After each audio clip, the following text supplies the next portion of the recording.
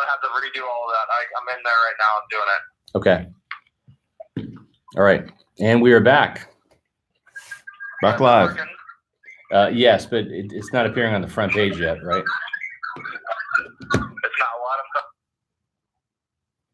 Yeah, it still has the day one on the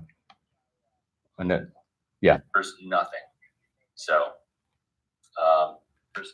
Benjamin Albright says it's Kyler Murray for the first pick. He says not kidding per two sources.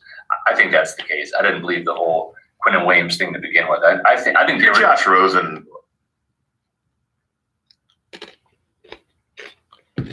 All right, can you let us know when that's up? Okay. All right. Do I just hit refresh on the computer screen?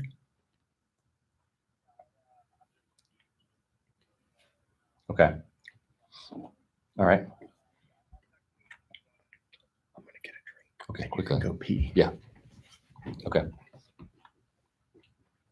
All right, just text me when it's ready, okay? Thanks. Bye.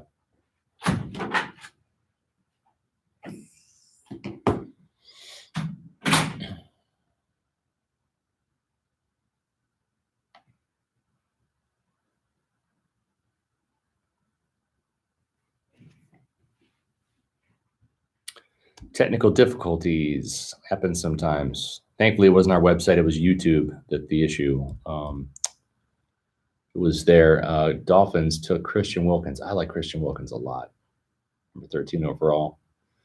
Clemson being well represented in the top 13 with 2 players. That's a good pick.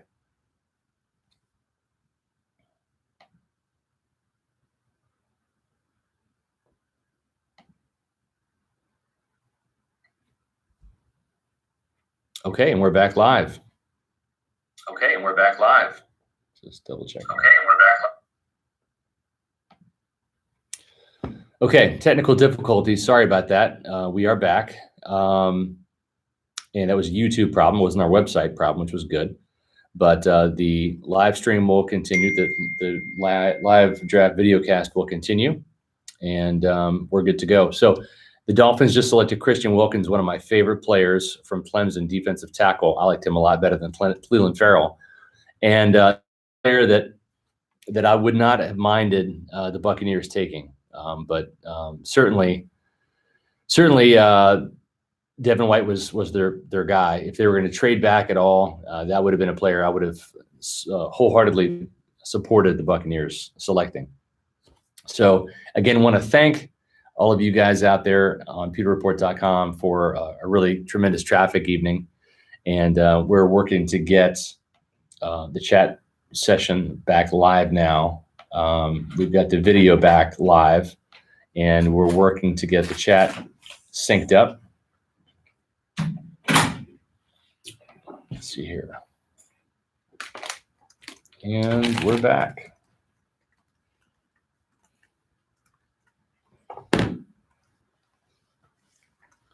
Fire away with your comments and questions. I just heard a couple minutes of Devin White. He's on a conference call right now with the media.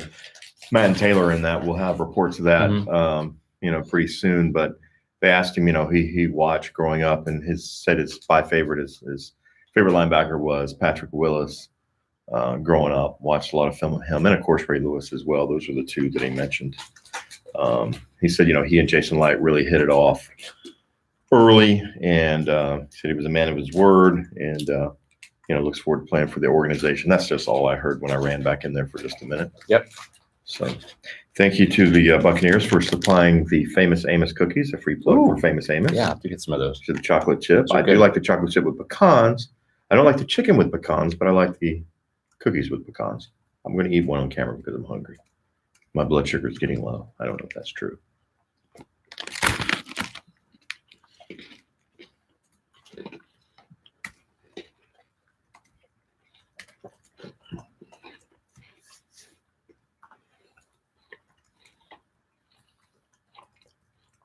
Wow, Joe Fulford, blast from the past, Scott Animal. Yes. Doing well. Yeah, glad to hear it. He moved like somewhere up to the Midwest or something. Atlas said, I'm calming down at this point, but man, White is going to have to beat the odds for me at this point. Just give the guy some time. That's all. Just give him a chance. It would be, I would be fine if we get Dexter Lawrence as J.C. Cornell predicted. Yeah, I mean, listen, if they can come away with Dexter Lawrence either later in this Devin White, yeah, the middle of the defense is stacked. Wow. There's no doubt about it. So, yeah, we second that pick, and that's something we've talked about too on PewterReport.com. We've mentioned it in the Insider that Vita Vea could very well play he could very well be the three technique defensive tackle for this football team. Falcons pick is in number 14. Yep, and they're crushed that they lost out on Ned Oliver because they really wanted him. Who did I try miss to move up a little 13? Wow, Lindstrom. Wow, told you he was going to go first round. You're right. Didn't know it was going to be 13, but yep, good player. Yeah. Yep. I think that's a safe pick right there. It's a safe pick, and it's the Quentin Nelson effect, because you saw how much better the Indianapolis Colts got last year. Pass protection, running game, everything. Yeah, everything. Like Quentin Nelson is like a plug and play 10-year guy that's going to win 6 or 7 Pro Bowls in his career. I think Lindstrom is not as dominant as Quentin Nelson, but pretty close. He's not, but because he would have been a top 5 pick if he was even close to that, but easily the best guard in the draft. Yes. So want to take the time to thank our sponsors. We're in the 9 o'clock hour, almost 10 o'clock. All of our draft coverage, including this live draft video cast, is presented by Edmondson Electric and Security. They're the official smart home and security company of PewterReport.com. For the past 40 years, Edmondson Electric has proudly served Central Florida with electric services and is now proud to present its state-of-the-art smart home technology and security systems to its roster. Whether it's surveillance cameras, a home theater for your man cave, or smart lighting, Edmondson Electric and Security is automating your dream home.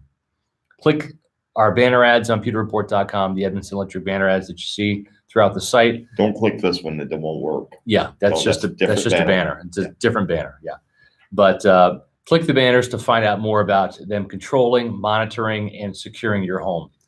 Tomorrow starts now, and for whether it's home automation controls to structured wiring to surveillance systems, Edmondson Electric and Security has the team to help your home stay current. Call 813-910-3403. That's 813-910-3403 for additional information, or visit them on the web at edmondsonelectric.com. Control, monitor, secure. And, I know Kevin Edmondson. I've had a chance to know him throughout this partnership process. Great guy, huge Buccaneer fan. Their whole organization over there has been the best in the business in the Tampa Bay area, and have gone from really commercial wiring of homes to now more of a direct-to-consumer business with home security and automation. So give them a call. They're the best in the business. Appreciate their support. Also, 72hourprint.com. You've heard us mention them on the Pewter Nation podcast. They're right back there behind us. They did these banners. We're also going to have some Pewter Report t-shirts to give away at probably this summer, right? Yeah, we'll have them this summer. Ordering a bunch of shirts. 72hourprint.com is the official print partner of PewterReport.com. For printing, signage, and apparel needs, contact our partners at 888-72HR-PRINT or 72hourprint.com. That's 72HRprint.com, just like right back there. Read it. Yep. Learn it. Love it. Also, too, you might have seen Advent Health banners on PewterReport.com. You need to click those. They're a new advertising partner of ours, and they've got the chance for you to win a VIP Buccaneer experience that includes tickets, sideline passes, Buccaneer merchandise. It's easy to register to win. All you have to do is give them your email information and sign up. And they're going to have a drawing right before the start of football season. So get your entries in and click on the banners and fill out the entry information and have a chance to win a pair of tickets, the season opener, sideline passes. I think you also get to start the game at middle linebacker if you don't like Devin White. No, that's Devin White's job. Okay. It is officially now his job. I don't know. I think the Buccaneers should open that up. If you think you're better, You play one play. Yeah. Now, Devin White's going to be the guy. And, again, going back to what Jason Light said, and Scott's, had a good feeling about this going back to our first mock draft. It's a situation where he was the guy all along. Again, we can debate, who's going to be the better guy. Yeah, we can't answer that for a while. Atlas is mad as heck because Lindstrom was one of his guys, and Lindstrom is now dead to me. And that happens sometimes, right? When you get attached to these players, you like them, you want them to go to your team. And don't be shocked to see Reisner slip now up into the late first round potentially, right? Yeah, I think Minnesota would be a spot for him. And offensive line, man, I'm telling you, they are the guys that tend to rise more than anybody as you get closer to the draft. Saw Jonah Williams go to number 11, go to Cincinnati. Yeah. Again, I made the analogy that, offensive linemen early in the draft process, it's like the 5-day hurricane forecast. Right. They're going to it's going to narrow down. They're going to bump up a little bit, and they usually do. Yep. And that was the case with Lindstrom and Jonah, and I still think Reisner has a shot to go early. Yeah. It would be apropos if Reisner rose in the draft. Right? Yes. So I saw Logan Merrick says, please tell me Cook is eating a Ford's burger. I will be tomorrow. Contrary to popular belief, we don't eat Ford's garage every single night. Not every single night. Not every single night. Do we eat them once a week? Maybe. We eat them once a month? Certainly. Oh, yeah. There's no doubt about it. Yeah. Several times a month. Redskins pick is in. Dwayne Haskins here, number 15. Has to be. Has to be, right? Has to be. And the Redskins are ecstatic because they didn't have to give up anything. They just sat right there and waited, and the guy fell to him. Do you think Tampa Bay trades up into the first round? I think there's a possibility if the right players are there. Stay tuned. Don't go anywhere tonight. That's what you got to do. You got to look at the board. You Yeah. got to see which players are starting to slide down a little bit. Do you have a frog in your throat? I may have a cookie in my mouth. Oh, okay. Famous Amos. If you would like to advertise Famous Amos, we'd be happy to have you as a Peter report. In fact, we'll just trade cookies for advertising. We don't need money. Well, we do, but cookies aren't bad. Those are pretty good cookies. Yeah. Cookies Corner, new segment. Sponsored by Cookies Famous Corner. I like it. Mark Cook, cookies. Wow. Who knew? Dwayne Haskins. Who knew? Who knew that they would take Dwayne Haskins, right? Wow. Yeah. That's great for the Redskins, right? So this really worked out. They got the guy they wanted in Haskins. The Giants got the guy they wanted. Let me ask you though, Scott. And Daniel Jones. And now both teams in the NFC East have perfect harmony. They've got their new passers. Let me ask you this. Of the three selected, Murray, Haskins, and Jones, which one do you like? I like Haskins better. Yeah. Yeah. I mean, I was going to say that here they are at 15, waiting, not giving up anything. This is funny. Like this is a Redskins draft party. There's a guy in the front row with a Bucko Bruce shirt on. That's great. Tampa Bay representing in DC. Where are we at on stories and things? I've got to transcribe. Yeah, you do. I had to grab You need to get on that. Devin White was a little. I grew up a Redskins fan. I was born John just Riggins, outside lover. of John Riggins, Joe Theismann, the Fun Bunch. Gave up my Redskin allegiances when I moved to Kansas City, though. So became a Chiefs fan. Sorry to hear that these days. Not popular. Chiefs are good. Not popular to be a Chiefs fan today. Just they can't do any. Yeah, exactly right. Yeah. They can't do anything in the playoffs at home or away. It doesn't even matter anymore. Well, I mean, you can blame that on D Ford, or they're in the Super Bowl. Way to Yeah. go. Let's line up all sides. It's funny though because I had a bit of a fanboy moment. Kevin Ross is the Bucs cornerbacks coach now. Was that the assistant coach you went and bear hugged yesterday? I gave him a handshake. The hug will come in I time think it when was we a know little each more other. of a hug. I was a little giddy. Yeah, you were. I was. I already warned the Bucs PR staff. I said I'm gonna have a bit of a fanboy moment because Kevin Ross, his nickname was The Rock before Dwayne Johnson, so he's not stealing the name. This is like back in the 90s. He was the cornerback opposite Albert Lewis. The Chiefs secondary.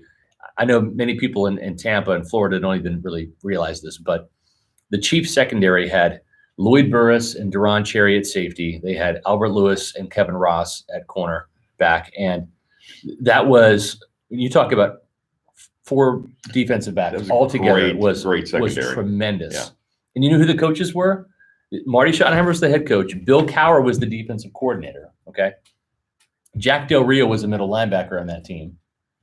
And then you got, Derek Thomas, Neil Smith up front as well, Dan Salamua. Neil Armstrong. No, not Neil Armstrong, Neil Smith. Derek Thomas. But- Mentioned him. Yeah, Derek Thomas. Rip. Yeah, RIP. But the defensive back coach was Tony Dungy on that staff. Tony Dungy. Wait And a then second. You got a staff of Dungy, Schottenheimer, Bill Cowher. Yes. Howard Wow. Mudd, offensive line coach. Wow. Running backs coach Bruce Arians. Shut up. For real. Shut up. Why do you think the Chiefs turned it around when Marty got there? But they still haven't turned it around. They won a Super Bowl since 1968. The Chiefs were like the Buccaneers were, like 5-11, 5-11, 5-11, 5-11, and then at least they made the playoffs. Yeah. Okay. So Bruce Arians was the running backs coach, and guess what? His first year on the job as the running backs coach in Kansas City, guess who was the league's leading rusher? Christian Okoye. Yeah. He was the leading rusher on the Tecmo Bowl the years. That's right. Yes. So Kevin Ross was a cornerback, and interestingly enough, one of the players that Bruce Arians coached in Kansas City was Todd McNair, the running back Wow. that he had at Temple. Yeah. That is now the running backs coach of the Buccaneers. So this is all kind of coming back to the Buccaneers. So I go up to Kevin Ross, and I said, "Hey, Kevin, Scott Reynolds, I covered the Bucs for PewterReport.com. Grew up in Kansas And City. he looked at you like, was a big "This Chiefs guy a fan." Stalker? What's up? No, but I just said, "Hey, I was a big fan of yours in Kansas City." He's like, "Oh, nice to meet you." Walked right on. I was like, "Can we talk about your 99-yard interception pick six against San Diego? Can we talk about that for a minute?" Yeah. Nope, just right in the building. Keep going. I'd have much different experience with Joe Theismann. I'll share this quick anecdote here as their Carolina Panthers are on the clock here Yeah. at We've South got Rivals. 2 more hours. So I'll eat a cookie while you share this story. yeah, Cam Newton underwent shoulder surgery in January, so we'll see how he's doing. So had a chance to interview Joe Theismann when I was first year on the job in 1995, actually 96. And this is when Joe Theismann and Dan Patrick were doing the ESPN Sunday Night Football. I think this was like Bucks Packers Sunday night game in Houlihan What year Stadium. was this? I'll tell you. 95 or 96, one of the two. And so I called up Joe Theismann because You sure it wasn't the 97 Dolphins game? no, positive. It wasn't Okay. that. Yeah, All it was Packers Bucks. And so I called Joe Theismann, and Panthers select. Do we even care? Sure we care. Yeah. Brian Brian Burns, Florida Burns. State. Wow. Brian Burns. Hmm. Donovan Smith, get ready. He's going to bring some heat. Just all you got to do is push him outside, Donovan. Yeah, just keep staying on him, but wheel him outside. The thing is, though, he's going to beat you around the edge a time or two. So. Yes. So I wanted to do a story on Trent Dilfer, who just been picked by the Buccaneers a year or two before, and I wanted Joe Theismann's opinion on that. So I was a Redskins fan growing up, Joe Theismann fan. So I call up Joe, I call up his secretary and said, "Hey, I wanted to interview Joe. I'm going to be at the game. Joe's going to be there. Can we set the time?" How do So you even find out a secretary's number? I mean, they had like an NFL black book. oh yeah, I back remember in the that. day, yeah. They still have that. It's just online now. Correct. It's not a book anymore. It's a Right. file, digital file. So I go ahead and receive a phone call Saturday morning from Joe Theismann. And I answered the Did you phone. start crying? Did you cry? I got a little choked up. I bet you did. And he said, "Is this Scott?" I said, "Yes." "Scott, Joe Theismann, ESPN." It was like one of my first fanboy Right. moments on the job. This was my first year as a beat reporter. And he says, "So you want to talk about Trent?" I said, "Yeah. I'm going to be at the stadium doing pre-production stuff. Can you be there maybe 3 hours before kickoff?" "Sure, no problem." "Okay, I'll meet you right outside my booth. Just have one of the guys come get me." "No problem." So I go there. There's a couch at the old stadium Mhm. right by the TV booth. Abe Gibram was napping on it. Of course. Yeah, no doubt about it. And so, long story short, interview him about Trent. He's like, "Hey, I got about 10 minutes, then I got to go in and do stuff." "Okay, fine." So rapid fire questions. What do you think about the Buccaneers under Sam Weish? How is he going to help develop Trent Dilfer? What do you think of Trent in year 3 or 2, whatever it was? And then as we're wrapping up, I pull the Joe Theismann card, like the literal football Literally card, out of your back pocket. out of the back pocket with a Sharpie. I said, would you mind signing this autograph for me. I said, I got to admit, I'm a huge fan of yours. I know how this ends. He rips the card up, throws it down, and flips you off. No, that's not what happened. No, No, it's That's what I actually the would've thought. opposite. What happened was I appealed to Joe's ego, right? Whenever you interview somebody, you have to find out what buttons to press to get the most Sure. desirable outcome, the best quotes, whatever, right? And so I was starting at an early age. I knew which button to press, right. because Joe Theismann has an ego. I mean, a lot of people do, but Joe's is I really don't. big. Yeah, you do. So, Taylor, wipe my so nose. he signed the card, and he's like, thanks. And I said, Joe, some people have their Joe Namaths, some people have their Joe Montanas. I've got my Joe Theismann. Lame. No, you know lame. what happened? He cried. No, he said, Scott, he's like, I got a couple more minutes. Let's sit down and talk about the fun bunch and the Redskins back in the day. Wow. So he sits down on the couch with me and starts telling glory days stories for the next 15, 20 minutes about the Hogs and Riggo and Gary Clark and Joe Gibbs. Joe Gibbs. Yeah, the whole gambit. It was awesome. Shank can't cook. Jack Hancock. Yeah, exactly. So that was He pretty spells cool. his name with an E. Yes, That's Cook with an David. E. Yeah. That's people with money had the E. Yeah. I So found he that out. did like Trent Dilfer. He was definitely giving Trent some praise. So Wow. Well, and you forgot to tell the part when you walked away and he was getting ready to do the broadcast. You said, "Hey, Joe." He turned around. He went. You said, "Break a leg." No. That's what I would have said. he had already broken his leg by that time. Oh, That's why yeah, he was in that's right. broadcasting. Oh my goodness! I remember that Monday great. night game. Were you alive when that happened? Oh, you were alive. I was Did alive. you watch it? Of course, Or I did you have watched to go it. to bed. I You're 2 years cried. younger Are than you me. kidding me? Yeah. Yeah, that was gruesome. Yes. Yeah. My look, parents hold on, had- hold on. I can reenact it. This is Lawrence Taylor. Yeah. Like that. I was like, no, The no. only advantage, and people can relate to this if they grew up in the 70s and 80s like I did, out in Plant City. Well, back in the day, ABC was Channel 10. Channel 10 is technically in St. Petersburg, so it was the hardest. So we literally had to put the aluminum foil on the antenna. Did you have to stand there and hold the antenna? to get the Sometimes signal? my dad, if he was watching Mork and Mindy, made me hold the antenna. Mhm. So, but my parents had like a little 10-inch or 13-inch little portable TV in their bedroom, and they were watching something else, and I was in there watching that game. I got them to let me stay up till 10 o'clock. Boy, I wish I wouldn't have stayed up till 10 o'clock that Right. night. Luckily, it was still kind of a snowy picture, so I didn't quite get it wasn't in HD Dexter like it Lawrence is these days. to the Giants.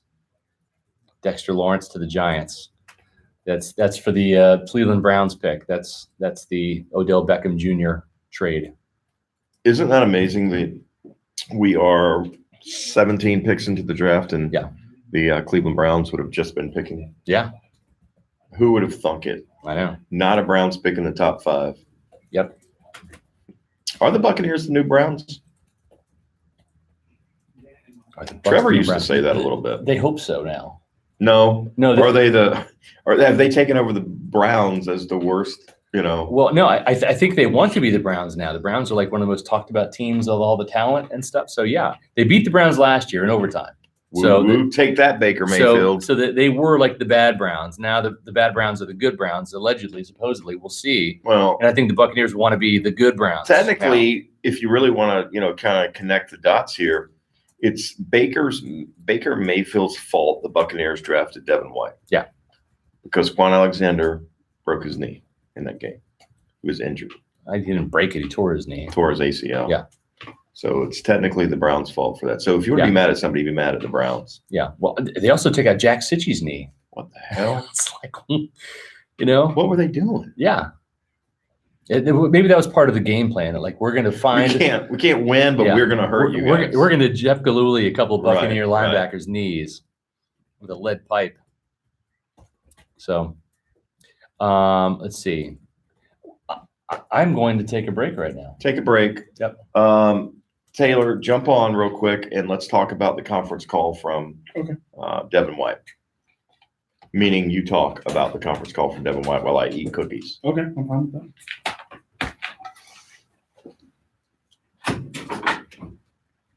Don't be alarmed. This man does not have a. Never mind. I'm not going to do that. That was an inappropriate joke, so I'm not going to make that comment. We're used to him now. Hello, Pewter Report readers, listeners, and viewers. It's my best Mark Cook impression. Hope it okay. It's terrible. So we heard from Jason Light. He had a lot of. Did you guys already talk about Jason Light? we got Light Okay. taken care of. So Devin White, he came in the conference call, and I mean, he had a lot of great statements. One thing I can say to Bucs fans out there is once they hear this guy speak and they get him in the building, I think they're doing a press conference with him tomorrow at 3:30. That's the tentative plan. You're going to fall in love with this guy. He talked about, I mean, Jenna asked him about Deshaun Jackson said he was a Ferrari. If he was a car, what kind of car he would be. He said he was a Dodge Challenger guy. He said he's bringing his 3 favorite horses. I think Daisy May, Overdrive, and Taylor Made are coming to Tampa. So he's got that on the back burner. I wonder where he's just a going to live. He's going to have to charismatic live guy. out by Jameis out in, what is that, Odessa area? Yeah, he out said he's kinda going to out have in the to figure out somewhere to keep They him. don't have them. You can't have horses in South Tampa. No, but a lot of these guys come in if they've gotten their first contract. I love first day of training camp and stuff. They come in their cars. Some it's their personal vehicles. Some get them leased out. I think Quan came in a Rolls Royce. That was he was allowed to borrow when he rolled up. I hope he comes in a horse. I hope he comes in on 2 horses, just walking on each one of them side by side. No, that would be too dangerous. All right, you say fans are going to fall in love with him. Well, you're talking about a personality. Personality doesn't win football games. No. Why did he think he was a good fit to be a Buccaneer? Well, he is a guy that, I mean, we know his athleticism is there. We know he's got all the talent in the world. He's not only a great downhill player, he can rush the quarterback. He can play sideline to sideline. He's that kind of athlete. He's got that kind of speed. He's got that kind of agility. But I think he fits into this system just perfect. He even said that when Todd Bowles and Jason Light brought him in for a visit, Todd Bowles sat him down and said, you know, if we draft you, you're going to be like a brand new shiny car. That's where the car comparison came from. But he said, we're going to use you a lot. And I mean, you could just tell from listening to him, he's excited to be here. He's an exciting player. And I think that's going to translate both on and off the field for Tampa fans. What else did he say? Anything of note? I'm Blanking out. burning through. I'm burning through a lot of it. He was just overwhelmed. I mean, he's excited. You can feel his energy when he talks. It's just like when he gets going, he's just a fiery guy right off the bat. He was just so excited to be a part of this organization and to hear his name called, especially this early on draft day. Mm-hmm. You know, and when you look at it, you wonder, and some of the people in our chat room have said the same thing. You know, you could have potentially traded back to get this guy, because when you start looking at teams and their needs and their projections behind the Buccaneers, if the Buccaneers don't select Devin White, then he probably goes to Pittsburgh at number 10 because they drafted Devin Bush, right? Yes. Yeah. They drafted. So they Bush would 10. have probably taken Devin White at number 10. So even if you don't think he's a top 5 pick, he was probably a number 10 pick. Well, I think that's a big thing when we talked about if the Bucs were hypothetically going to trade down. The thing I is, think it was really tough for them to trade out of the top 10. Right, I mean, unless right. they were just handed so many picks because I mean, the Cincinnati Bengals had to drop down to number 20 now. They picked up a 2nd round pick there. But I don't think the Buccaneers felt, and what pick are we on right now? We're not even at 20 18. yet. And it would be interesting to see what's left if people would have liked to have seen him trade down, say to Pittsburgh, who, you know, but I don't know. I think you have to go with the guy that you believe in, and you have to trust your staff. Jason Light is not always right. Wow, revelation, right? But you know what? Neither is Bill Belichick. You know, neither was Ted Thompson in Green Bay. Neither was Al Davis. Neither was Rich McKay. Sometimes you look. I remember in 1995, the people thought Derek Brooks wasn't a first rounder, right? They traded back up in the first round to get him. I believe they traded back up. I know he was a first rounder too. Warren Sapp was the first pick. You know, I know there's some people who thought, you know, I don't know about this Derek Brooks guy. Devin White has a lot to live up to when you're the number 5 pick. There's a big difference between the 5 pick and the 28th or the 30th. Let's, take some questions here. 12 of the last 18 rookies of the year were linebackers. We got the consensus best one. That was Cletus 3K. But White will be getting pancaked every time he tries to go to an NFL. I just don't believe that. I mean, that didn't happen to Quan. We saw Quan, especially on delayed blitzes, come through. I mean, there's here's the deal. Sure, he's not a blitzing is an defensive end. art, and Jason Light specifically pointed out the fact he is an above average blitzer. They think he's a very good blitzer. again, there's guys that have size and have speed, but really timing up that blitz, making yourself skinny, getting through there. All of those things go into it. And that's going to come We'll in a see. lot as a linebacker because he's not a defensive end. He's not Montez Right. Sweat. He's not 260 pounds. His job is not going to be to square up with a defensive tackle an offensive tackle or an offensive guard one-on-one and just beat them with power. That's not what he's here to do. I think one of the biggest things they like is the versatility that they have. He can cover, he's got speed to go sideline to sideline, and they can orchestrate blitzes where he can get there and attack the quarterback, not necessarily by going up on an offensive guard and beating him one-on-one. Somebody said, I think White is an all right player. I also think Light is going to get fired after this year. Look, all right, as a rookie, how much better do you think, if you hate the Devin White pick, how much better do you think Josh Allen is going to be as a rookie? Josh Allen is Rookies don't get 10 sacks in this league. Nick Bosa got 9.5 a couple years ago. Before that, a double-digit sacker was Aldon Smith in 2011. Yes, Josh Allen 3 years down the road may be the better pick, and you may be able to make a case. But Jason Light's not going to get fired because Devin White, he picked Devin White over Josh Allen or Ed Oliver, because neither one of those guys, I think, necessarily changes the stat sheet from 6 wins to 10 wins, one guy. You know what I mean? That's At that exactly right. position. And being a Sometimes defensive you end- can see that happen with an offensive player, right? You have a great running back, you have a great quarterback, comes in as a rookie, whatever. But a defensive player, I just don't know that you can. I don't think. I mean, he's going to get fired because of the other 52 guys if he gets fired, not because of Devin White. And I think that Devin White can step in and make a big impact this year. Jason Light believes that he can be a quarterback of the defense, roam that middle of the field, and do a lot of things. Defensive end is one of the toughest positions, I think, to transition from college to the pros. I mean, you have some guys like Bradley Chubb that can step in and just be studs on day one, but not every defensive end, even the most talented ones. You're going to see guys like Montez Sweat struggle. You're going to see guys like Josh Allen struggle. Not everyone is going to step in and just be an all-pro just because they had the talent and production from college. Yeah, I mean, somebody's bringing up Derwin James last year. Derwin James doesn't make this a 10-6 football team last year because I don't think it would have been utilized the same way that San Diego did. Number one, I don't think he would be coached nearly as well as he was coached last year. Again, you can debate the Vea pick and the Derwin James pick still. I would have preferred Derwin James, but again, I don't know which way that leans the stat sheet. Let's look at this entire draft class. This is just one guy. They've got some other holes and some needs and things like that too. So I think it's kind of premature to. It's fine. He's charged up a bunch, so just put it on the floor so don't kick it over again. But I don't think Devin White is going to make the difference between Josh Allen and Devin White is going to make a huge difference this year in the win column.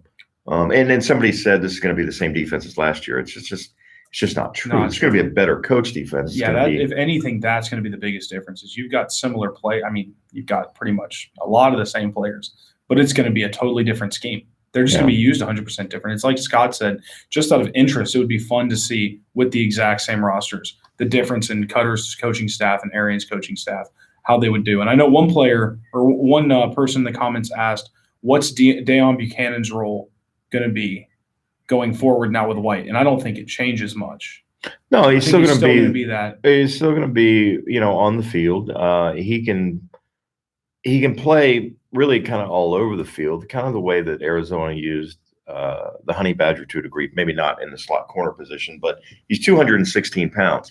He wasn't going to be your Mike linebacker. He wasn't going to be a 3-down Mike linebacker, in other words. No. And he may be that nickel linebacker, at least initially, until White's ready. But White may come in and be ready and win that job just completely outright. He may be a 3-down linebacker right out of the gate. It's hard to say. I don't know, Buchanan, they're going to find a way to utilize the guy. The guy's, super talented, and he knows Todd Bowles' defense. And, he's essentially another coach out there right now helping these guys out. And, I think he's going to be an asset to a guy like Devin White. But again, going back to my point, look, yes, Warren Sapp was one hell of a football player, a Hall of Famer, my favorite Buccaneer of all time. I think he's the best Buccaneer of all time, even over Derek Brooks and Leroy Selman. But Warren Sapp did not help the Buccaneers win any football games his rookie year. He just didn't. He helped turn around this organization. And if you want to say that Josh Allen or Ed Oliver, for that matter, could help turn this organization around over a course of 3 years, but it took Warren Sapp 3 years to become Warren Sapp. It took Derek Brooks a couple years to become Derek Brooks. Again, nobody's getting fired because of Jason Light, if he gets fired, is going to be fired because of the other 52 guys on the roster. He's going to get if Jason Light gets fired, it's going to be because of Jameis Winston. Really? I think so. Because that's going to be that's still the key to this football team. I think they're going to be able to score a lot of points, but if Jameis Winston continues to turn the ball over, and if you think the defense isn't going to be very good, then you're going to have to outscore a lot of opponents, and the only way to do that is to get good quarterback play. Well, we talked about most general managers don't make it through the life of two coaches, let alone two coaches and the franchise quarterback that you were getting. Well, and this is three coaches for Jason Light now. But again, unless this team just completely implodes, I don't see Jason Light getting fired as long as Bruce Arians here, because Bruce Arians and Jason Light are kind of, Bruce Arians is here because he loved Jameis Winston and his relationship with Jason Light. I don't know what that record is, but I think it would have to be 5 or less wins for him to get fired. I think so too. I think he might stick around if they only won 6. I think you would have to actually regress. Yeah. As a team and in the win column. It's hard for him to leave. Say what the hard to say what the Glazers are thinking. Blah blah blah. I'm just listening to people. They're kind of arguing with each other in there. Bucks fan for life said, and look, if you're a Buccaneer fan, you got to kind of have faith, as this person said, in Arians and Bowles. I mean, both of those guys were absolutely on board with Devin White being the pick, or he would not be the pick. Jason Light makes the decisions, but he's not going to pick a guy that Bowles and Arians don't think make this football team better and make it better than they felt Josh Allen or Ed Oliver could. And again, 3 years from now, 5 years from now, we'll know the answer to that. I personally liked Ed Oliver better than Josh Allen. I really thought he had an opportunity to be really special in the middle. But and you talk about need. There's a need as much as because Gerald's not going to be here. That's as much of a need to me as the linebacker position, honestly. And I saw someone say that they quoted Bruce Arians saying, "Don't go after a need, go after the best player available."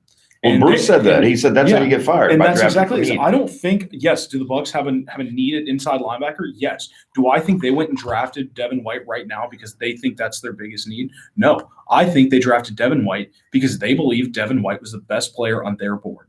If Josh Allen was higher than Devin White, he would be holding up a Bucs jersey right now and in that conference call. If they believed Ed Oliver was a better player than Devin White, he would be there. And another thing you have to take into consideration, especially with this draft, is there is so much talent on the D-line. Whether it's an edge rusher, whether it's a defensive tackle, whether it's a nose tackle, 3 tech. You're talking about in the draft? In this draft. Okay. Tomorrow, I thought you meant talent on this when roster the second now. round drops, there's going to be a lot more talent on the defensive line available than there is at linebacker. This year at inside linebacker, but now you're drafting for need again over best overall is what you're saying. Well, we took the linebacker because it's deep and it's not deep at the linebacker position. But I think that's in addition to, I think Devin White was truly their highest player remaining on the board, and it filled the need, and now you can still get things. When you look at the comparisons between Patrick Willis and Ray Lewis and what the LSU coach said, how do I put this? Both of those guys changed the locker rooms for good, right? Mm-hmm. Obviously, we saw what Ray Lewis did with the Ravens. The Ravens don't win that Super Bowl without Ray Lewis, in my opinion. He elevated that defense entirely, right? That's what Scott says all the time. Great players make the guys around them better. And Ray Lewis did that. Patrick Willis did that. The Buccaneers believe, as much as the physical talent, that he will also bring, the leadership and elevate the entire defense. Again, I'm not saying it's right or wrong. In all honesty, we shouldn't even care. We just report the news. It's up to the Buccaneers. I mean, we're going to be here. I mean, Scott's been here from Sam Weish to Tony Dungy to John Gruden to Raheem Morris to Greg Schiano to Lovie Smith to Dirk Cutter being fired. We're still going to be here if they're wrong. Doesn't matter to us. I mean, ultimately, we personally, or Scott in particular, was really more of a Devin White guy. I tended to lean a little bit more to Ed Oliver. Well, Quentin Williams, of course, but let's just take him out of the equation because they didn't have a shot for him. The players available. I think the Oliver thing would have been the guy that I would have leaned a little bit more towards, but I don't know. There may be a little bit more bust potential for a guy like Oliver but I also see Oliver having a little bit more potential to be a game changer 3 years down the road too, if that makes any sense. So. Absolutely. And I don't want to say safety is the biggest thing, but it is something. If they feel that he has a higher floor and less risk, that's something to be noted. Yeah. Yep. Read the comments. Boy, people are upset. Don't take it out on me, man. I'm just giving my opinion. I'm not even saying I'm right. I have no idea. I mean, one of the biggest things. The thing is, nobody does. Jason Light doesn't know. Bruce Arians doesn't know. Todd Bowles doesn't know. Scott Reynolds doesn't know. Well, Scott may know. But, we just don't know how these players are going to be. Look, Quentin Williams or Ed Oliver or Josh Allen could have a Dante Fowler rookie year, right? Second day of training camp, blow his knee out. Devin White, that could happen to him. You just don't know. There's so many factors that go into it. But anyway, it doesn't matter what we think because the pick has been made. And it really kind of at this point matters what Jason Light and Bruce Arians and I think just as importantly, Todd Bowles. Because again, as I said, and Scott would probably agree with this, if Todd Bowles wasn't 100% on board with Devin White, I don't think they draft the guy. If Todd Bowles is pounding the table, because this team knows they're good offensively, right? They have talent on offense. They know they've got to improve on defense. If Todd Bowles isn't behind the Devin White pick, they don't make that pick. If he's saying, no, Josh Allen is the guy or Ed Oliver is the guy, that's going to make us better next year and help us win and get to the playoffs, then that would have been the guy. But obviously, Todd Bowles was all on board with Devin White being the pick. And this is the point where you have to step back and go, I might have rather had Ed Oliver. I might have rather had Josh Allen. But your coaching staff that has the resume to prove they can flip a roster, flip a win-loss record, and flip a culture around, you just got to have faith. I mean, this is not a first-time head coach. This is the third time that Bruce Arians has stepped into a position with the potential to do something special. He did something special when he took over for the Colts and won his first AP or Coach of the Year award. He did that when he stepped into a losing Arizona franchise and turned them around, flipped the roster over 2 years, and won his second Coach of the Year award. He's been there. He's done that. And this is the point where Bucs fans just have to have a little faith. I know in the past it's been tough to have faith sometimes in this team, but you've got a guy that I think the rest of the you know what? You can't tell Buccaneer fans to have faith. They can do whatever they want to do. And again, it's not even our job to tell them to have faith. No. The pick's been made, and we'll just have to see how it goes from here on out. Scott's back from his sabbatical. You okay? It was great speaking Yeah, to Cougar Nation. I'll let the man, the myth, the legend step back in. Put your pants up. You got plumber's crack. Oh, I'm good at it. All right, I'm going to drop some real serious knowledge here. Boom. The locker room at One Buccaneer Place has been a locker room of losers for a long time. Losers, for real. for real. Guys that accepted losing Mhm. way too easily. We've talked about it on the Cougar Nation podcast before. Jason Light's got the right idea, bringing in guys from Super Bowl teams, Bo Allen, Jason Pierre-Paul, Vinny Curry. The problem is they're outnumbered. The problem is that when you bring in 3 or 4 guys from Super Bowl teams or guys like O.J. Howard, who played on a championship team at Alabama, they're outnumbered. There's too many players in Tampa Bay that have been here too long that have been accustomed to losing. And when you lose games and you're accustomed to losing, you are a loser. And the Buccaneers have had a losing culture. How many times have they had a situation where the Bears game is a prime example. When it starts to go bad, it gets worse, right? Or just when you think the Buccaneers have a chance of winning, victory is snatched from the jaws of defeat, or however that phrase goes. The point is you have to have people that no longer accept losing. That losing is not in their DNA. It's not who they are. And you can't do it 2 free agents at a time. No. And I hate to say this, Hardy Nickerson was outnumbered in Tampa, okay, under Sam Weish. It was Hardy Nickerson who was literally fighting people who he deemed to be losers. Like, you're not a team captain, I'm going to kick your ass. And Hardy did. Hardy needed some backup, though. He needed some players that came from winning programs that did not have losing in their DNA. In the 1995 draft, 2 of those guys walked in the door. It wasn't me. I came in 95 also, but I didn't play it down for the Buccaneers. It was Warren Sapp and Derek Brooks. 2 winners in high school, 2 winners at the collegiate level, 2 elite players who combined, looked at each other, roomed with each other, and said, we ain't going out like this. Yeah. Like this stops. The Yuccaneers stops. We become the Buccaneers. And that's the type of player that Devin White is. He's not going to put up with losing. It's not in his DNA. And Gerald McCoy. I was going to ask, Scott, how much of let's be honest. Let's just lay it out on the table. Gerald McCoy is not that guy. And here's another And thing. he never has been. It may not just be all about $13 million. Right. It may not just all be about $13 million. Right. Because Gerald has been part, whether it's, I don't blame Gerald for any of it. Okay. This team's made a ton of mistakes, hired poor coaches. Listen, there's 11 players on defense. This is not all Gerald's fault. No, not at all. It's just that. But that mentality is there, the condition thing. The old country saying is, if every time you come home from work, you kick the dog, he's eventually not going to come out from underneath the porch and greet you anymore. And this team has been kicked and kicked and kicked. And a lot of them just as soon stay under the porch. Yes, that's true. And I'll say this too. I like Gerald. I respect him. I think he's a good player. I don't think he's a game changer. I don't think he's a culture changer. I don't think he's a franchise changer. I think he's a good player. And I liken that to, I use the old basketball analogy all the time.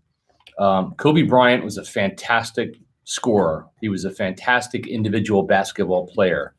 Did Kobe Bryant have the ability to take his teammates and elevate their level of play? No, I don't think he did. I think Kobe Bryant could, at any given night, drop 50, 60 points on anybody. But he's almost like Russell Westbrook. Like he's going to get a triple-double. Okay, are they going to win? Not enough games. But a player like Michael Jordan, I was no Jordan fan. I was not a Bulls fan at all. I was a Lakers fan. Jordan. Yeah. But what did Michael Jordan do? He took a very good player like Scottie Pippen and made him great. He took an average player like Horace Grant and made him good. He took average players like John Paxson and Steve Kerr and made them good. And Tony Kukoc, Dennis Rodman, you could go all around the roster. He elevated the play of those around him. And that to me is the sign of a great player. I grew up in Kansas City. I watched John Elway come back and beat the Chiefs time after time after time with receivers that you've never heard of before. John Elway was the type of player. And I think Dan Marino, to a degree, in Miami, elevated Mark Clayton and Mark Duper. And I think Elway was the same way. And I think that is the mark of a truly great player. When you can go out there with your play and elevate the play of others. When you're Warren Sapp, you're making Brad Culpepper better next to you. You're making Reagan Upshaw and Marcus Jones better next to you. And Booger McFarland and Greg Spires. Has Gerald McCoy made those around him better? I think he's helped the Buccaneers. I think he's done what he is paid to do, which is penetrate and do his job. But I think that at the end of the day, Gerald McCoy is more like a Kobe Bryant than he is a Michael Jordan. And I don't think it's from a lack of wanting to. Correct. Yes. There's a lot of forces that went into it as well. But your memory is better than mine, Mark. Mm-hmm. But I remember Warren Sapp taking over games in the fourth quarter. I remember Warren Sapp on the third down when he needed the sack. What he lived for. He got the sack. Yeah.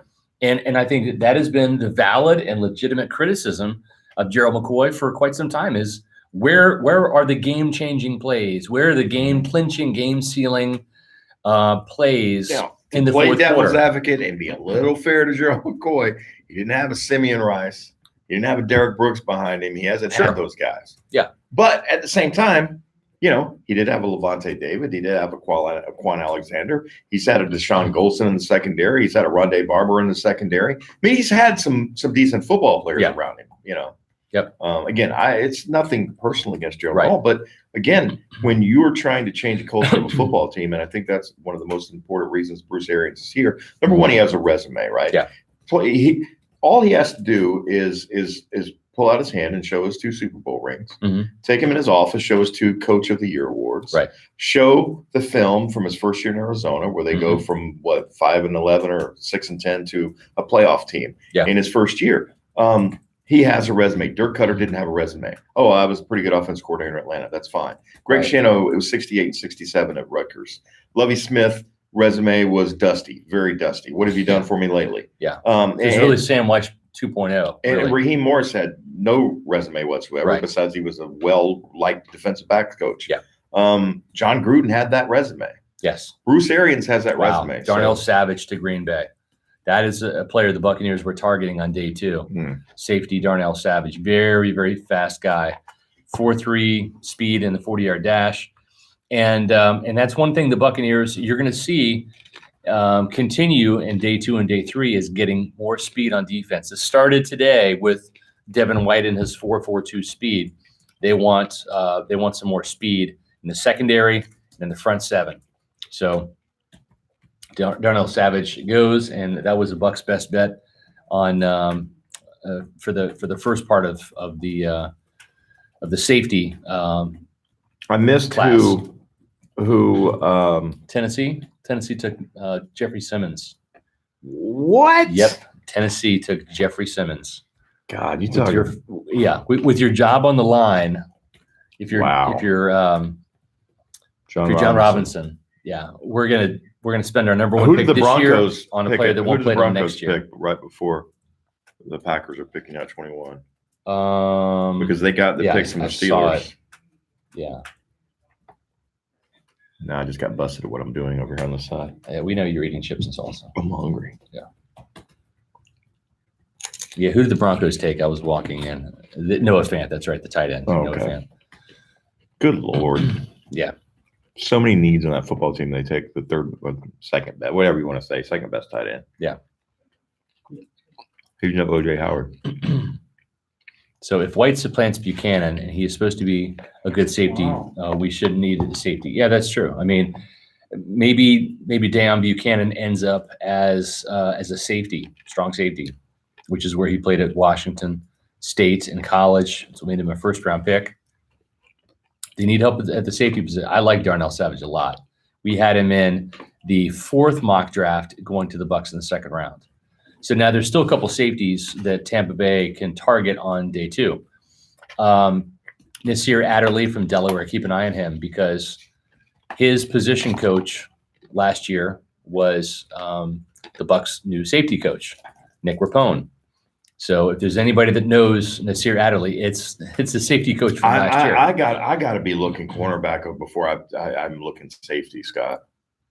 Who are the safeties right now? If you had to start 2 guys today in Tampa, who are your safeties? Probably Kentrell Brice and Jordan Whitehead. Okay. Good luck with that. Who are your cornerbacks? Undependable not Brent Grimes, Vernon Hargraves, who played one half of football last year, who's missed a ton of games. You mean one in half 3 of years. one game? Yes. Yeah, that's what I meant to say. I know. Yeah.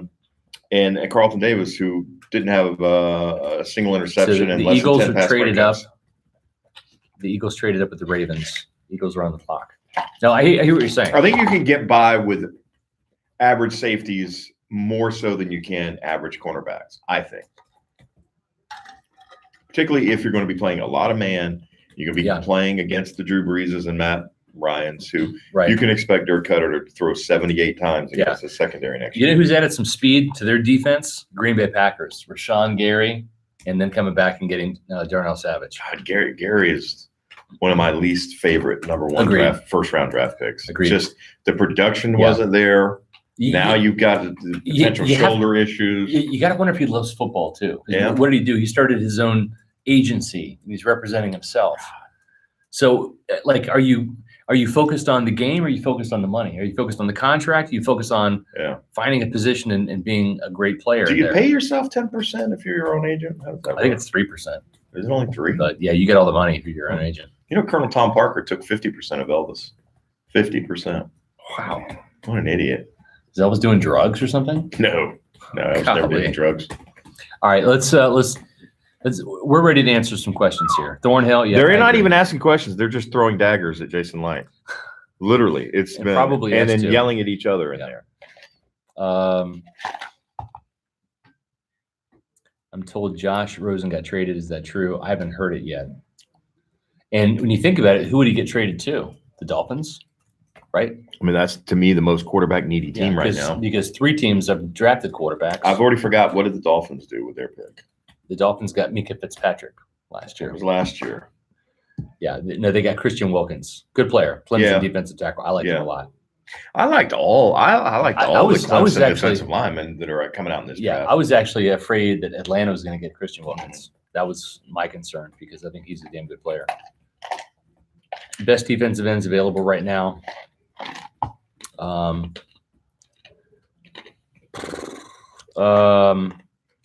I mean, now you're kind of getting into Jalen Ferguson, Ja'Kai Polite. Please no, either one of those. The Eagles are taking Andre Dillard.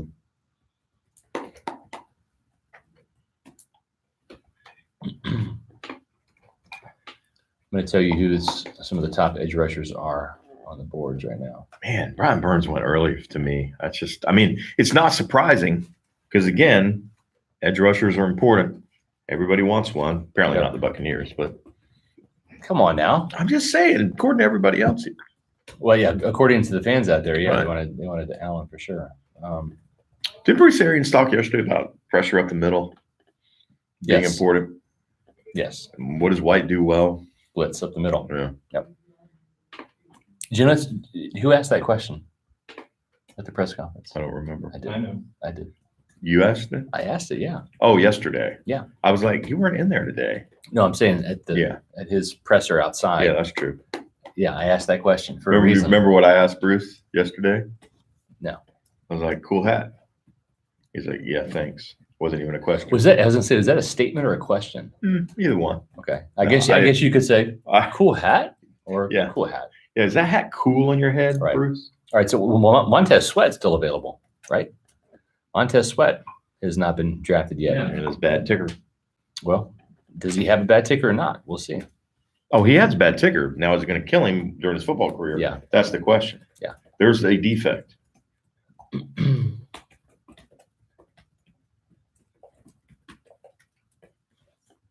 Andre Dillard.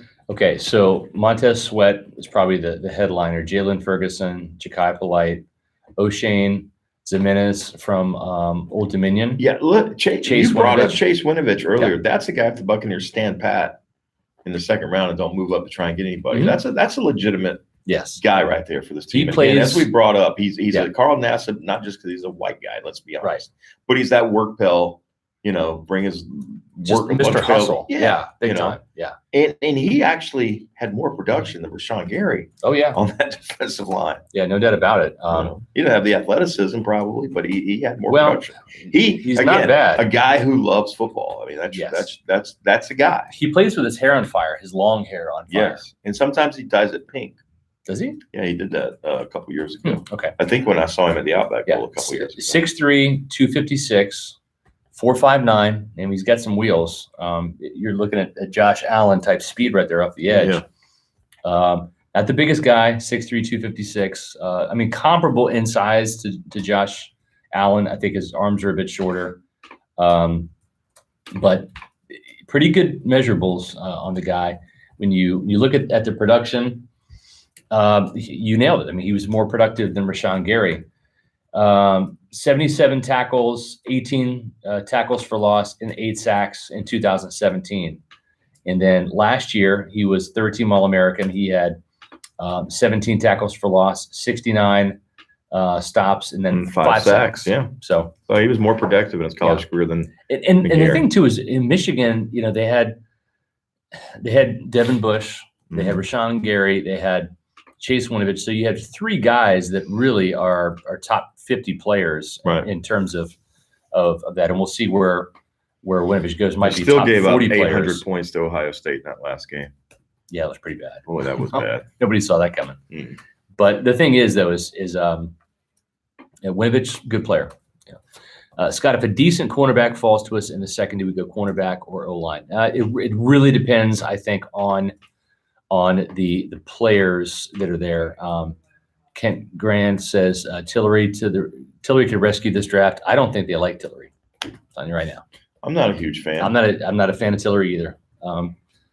It's kind of funny because our friend Luke Easterling likes Tillery and liked Ed Oliver, and I don't think, I mean, he's not dialed into what the Bucs are doing or thinking, but not a fan of Tillery. I think his motor runs really hot and cold. The Stanford game gets you excited, 4 sacks. I get it, but he was invisible other games as well. Do the Bucs like Polite? They've done a lot of work on him. The thing is everything was great for Jachai Polite till he went to the combine. Yes. And he had some interviews that turned off teams. Horrible. And not just that, he had a bad interview with the media. And you're kind of like, wow. And then he goes out and bombs the 40-yard dash there. Then he bombs it again at his pro day. And so this is a guy who just since the end of the season, his stock has just gone down. So you have to wonder. I would not touch a guy in the second round. Yeah, I wouldn't either. But the thing is maybe he's humbled by the third round, and then you get a player with the chip on his shoulder. Still gambling, man. Yeah. Still, I don't know. I don't think this team is in a position to gamble. He had one good year at Florida. Florida. And is it Florida? I thought that was named after the rap singer. No, it's Florida. Huh. Yeah. Learn something new every day. Bucks can trade Braid. He was still counting against $7 million. Yeah, they're not going to trade Braid. They're not going to trade Braid's not going anywhere. Everyone can stop saying that. Stop it.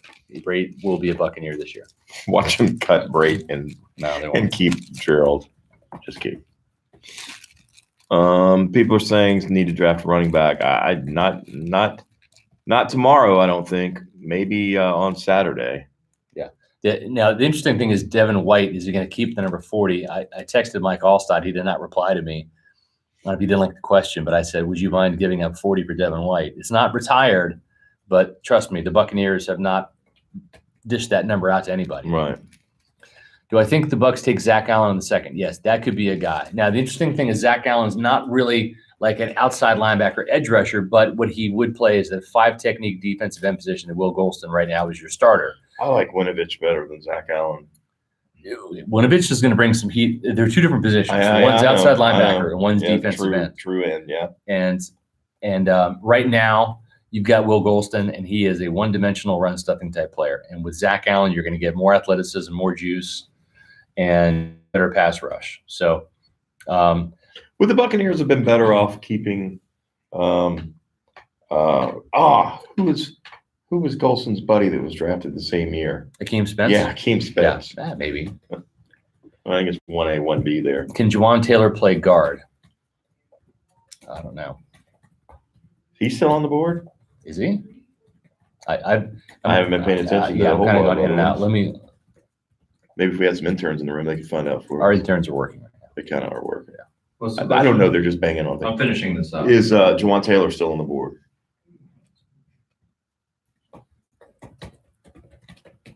I'm pretty sure he is. Unless that was when I was in the press conference.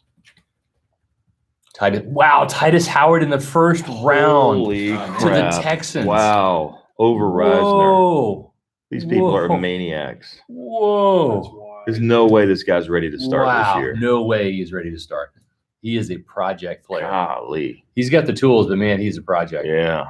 Love that kick slide, but man, first round. That's your guy protecting your franchise quarterback. Well, on the right side anyway, but still. Man. I mean, he had a good game against Auburn. I'll give him that. But man, you listen. Part of the job of the offensive lineman is to get in the guy's way, and he does that. Yeah, but and he's a big man. Yeah, he can take up some space. Yeah, it's hard to run around him. Man, whew. This is a guy that we had as a Bucs best bet. In the in the Fourth, fourth fifth, round. and sixth rounds. Yeah, I mean, Yeah. I thought that with his stock climbing, he would be maybe a third round pick. But Right. wow, like you could even make an argument. Okay, he's a second rounder, but maybe like a late second rounder. Right. That is such a reach. Juwan Taylor is still available. All right, so Wow, so you there, took- so there are man, questions. there's gotta there's be questions some- about his knee. Yeah. That was the buzz before the draft. But- Yeah, Hmm. I think the Bucks would take him in the second, I think so. Yeah. you know, unless there are some real. that was red their flags. that's their top tackle, really, right? Yes. They had Juwan Taylor as their top tackle. Yep. Number one Over on Jonah their board. Williams. Yep. Hmm. Yep. Luke Easterling called Titus in the first round over a week ago. Yeah, maybe, but Good job, Luke. But yes, that still doesn't yeah, make it right. yeah, good call, but yeah, that's a reach. Man. That is a reach. Yep. So, yeah, if you're looking at offensive linemen, Juwan Taylor, Dalton Reisner, those are a couple guys. No chance Metcalf slips down to the second round, does he? The receiver, Yeah. I think so. To the Bucks pick? Well, Would let's they put, entertain it? let's put it this way. Maybe. I don't Didn't know. he have an amazing combine Yeah, performance? he did. He's like a Julio Jones esque player in terms of his size and speed and all of that. Interesting here. The Raiders, I think they're going to go Josh Jacobs, the running back, because they need somebody to replace Marshawn Or Metcalf Lynch. could be there. Or Metcalf, yes. Yeah, he is a John Gruden type Yeah. of wide receiver. You Yeah. know. Hmm. Look at the arms on that guy, man. Look at that beach body, man. Wow. Mike Glennon's in Oakland as the backup. I didn't realize that. Yep. Oh, Mikey.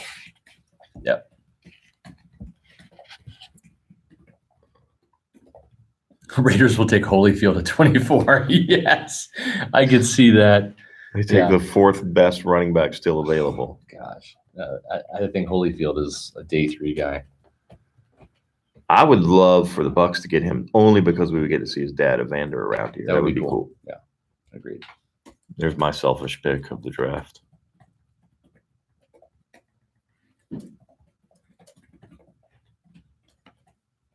I'm gonna pull up the draft tracker here just to make sure that we have all the bases covered. Best available: Montez Sweat, Juwan Taylor, DK Metcalf. Oh, So the Raiders are picking now, and then they also have a pick at 27. So, They'll get one of those. well, yeah, the thing is, though, is now Baltimore's picking 25. So if you're the Raiders, you have to do some strategy here, and you got to sit there and say, well, Click on best of. You see who else is on that list. Because you're trying Josh to figure Jacobs, out. Greedy Williams, Marquise Brown, that's Hollywood, You could see him going to. Paris You Campbell. could see him. You could see Metcalf or him going to the Ravens, who need to add some receiver help Yes, for Lamar Jackson. yeah, and they lost Yeah. John. Yeah. What's his name? John Brown. He left to go to Buffalo. So, Yeah. I bet you it's going to be a receiver there. Yeah. Should make so sense. another player to keep an eye on for the Bucks in round 2 is Cody Ford, the right tackle from Oklahoma. He could play guard or tackle, and he and Dalton Reisner are If it's between guys. those two, it's got to be Reisner to me. I would feel comfortable. Well, listen, it didn't. There's going to be. There's going to be Listen, you always pick Kansas State over Oklahoma in my book. some, That's just me, though. A little not a biased. quarterback. You don't. Wow.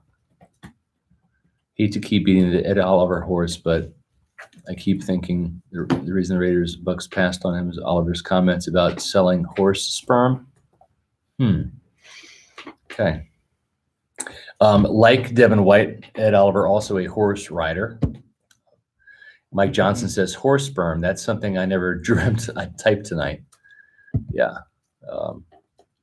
Listen, if Montez Sweat is there in the second round, I gotta think he's your pick for the Buccaneers if he doesn't get drafted here at the very end of the first round. And he might not make it to 39, but the Bucks do like Montez Sweat a lot. And the Raiders are going to select.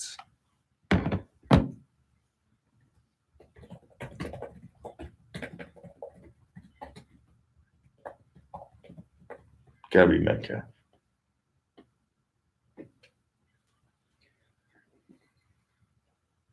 Let's see. Was that Luke bragging about his selection of? No. His call. Nope. Josh Jacobs, Raiders. Called Boom, in. you nailed it. Yep. Makes a lot of sense. Marshawn Lynch replacement, violent runner, catch the ball. Yeah. Oft So- injured. Yes, true. That's what kills me is you read some of these reports and they're they're saying Josh Jacobs was a workhorse at Alabama and always healthy. It's like no, he wasn't. He was injured the last 2 years. That's why Najee Harris and Damian Williams. Yeah. Or Damian Harris got so many carries. Well, and, So, but part of that is Nick loves to keep his backs fresh too. He's Yeah. going to rotate guys. here's something that's kind of interesting. Let's keep an eye on this. Where did it go? There we go.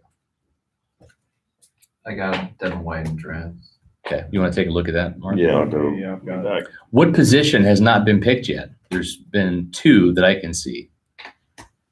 2 positions that have not been picked yet. Left tackle. Nope. Andre Dillard went to the Oh yeah. Eagles. Cornerback. Yeah. No cornerbacks have been drafted. You got and Murphy wide and receiver. Greedy. Top 2 are still available. Yes, as well as one mark I've got. you've got Byron Murphy from Washington. You've got DeAndre Baker. What are you doing? Oh, I was just listening to you. Sorry. Okay. You can I thought you were talking to me. So it No, was I'm just talking to anybody. our audience here. Yeah. I forgot there's an audience. Yeah, and safety has been taken. That's Darnell Savage. But there's still a lot of good safeties. What's that? I said, yeah, he just popped off the board this Yeah. late too. So there's a couple of good safeties left that the Buccaneers can take a look at in the second round if they're gonna go that route.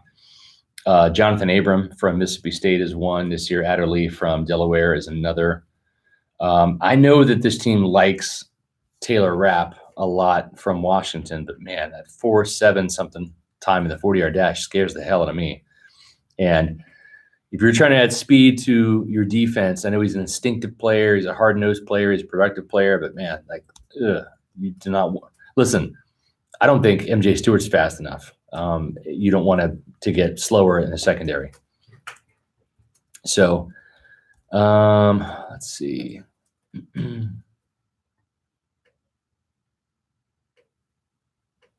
Pewter report, any chance Greedy falls to us? Yep. Listen, there's still a lot of picks to come here. We're at 25 now, right? That's Baltimore. So you have 1, 2, 3, 4, 5, 6, 7, 8 picks left in day one. Then you're going to have 33, 34, 35, 36, 37, 38, 38. Then you have 7 picks. So you're still talking 15 picks away. A lot can happen. I mean, we talked about some of these players: Montez Sweat, Jawan Taylor, Greedy Williams, Hollywood Brown, Paris Campbell, Jonathan Abraham, Cody Ford, Dalton Reisner, Jerry Tillery, Byron Murphy. All those guys could be off the board by the time the Bucs pick at 39, unless they make a move. So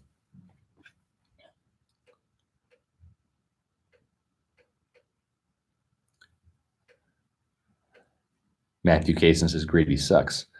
I don't think he sucks. He had a really good freshman season. I think he has 6 interceptions or something like that. And then he just didn't tackle very well during his sophomore year. It's like he kind of arrived and then kind of took his foot off the gas a little bit. I think it's costing him because, listen, you go back and look at the early mocks in January, right? It was 3 players pegged to the Buccaneers: Greedy Williams, Jonah Williams, and Josh Jacobs for some stupid reason. Those were the guys. And Greedy, you can kind of make sense because he's a cornerback, and you can make sense about Jonah Williams because they need offensive line help, especially at right tackle or guard. Josh Jacobs, there's no way this team is drafting a running back in the first round. They might even draft one in the second round. They probably shouldn't. So, I love Daniel Jeremiah. That was just dumb logic on his part, not knowing this team and putting Josh Jacobs at 5. So we had Devin White at 5 back in January. The only one that had that out there. We did it again after the Senior Bowl with our second mock, even though White wasn't at the Senior Bowl because he was a junior. And then everybody started to come towards our line of reasoning. I think Bucky Brooks was maybe the second one from NFL.com to put Devin White to the Buccaneers, and then the whole pack came to us. And then players like Jonah Williams fell, and Greedy Williams fell, and Josh Jacobs fell, because they really weren't top 5 caliber players to begin with.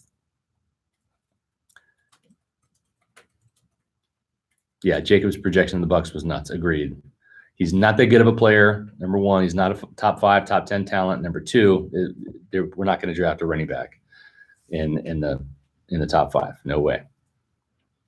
Trade McCoy in second round for Patrick Peterson. Okay, I can dream. Yeah, it's a great dream, Vin, but it's exactly what it is. Why is Sweat dropping so far? Okay, well, the thing with Montez Sweat is the heart issue. He's got an enlarged heart, and there was a report that came out today that I briefly kind of scanned, media report that said that it has to do with the, I guess the width of the lining in the heart or something like that. That it was really a 1.5 instead of a 2, which helps out. I'm not a doctor, so I'm not going to pretend to know exactly how big a heart should be or whatever. But he's playing with an enlarged heart, so there is some concern about, is the guy going to have a heart attack? Is he going to die on the field? Is there going to be a problem?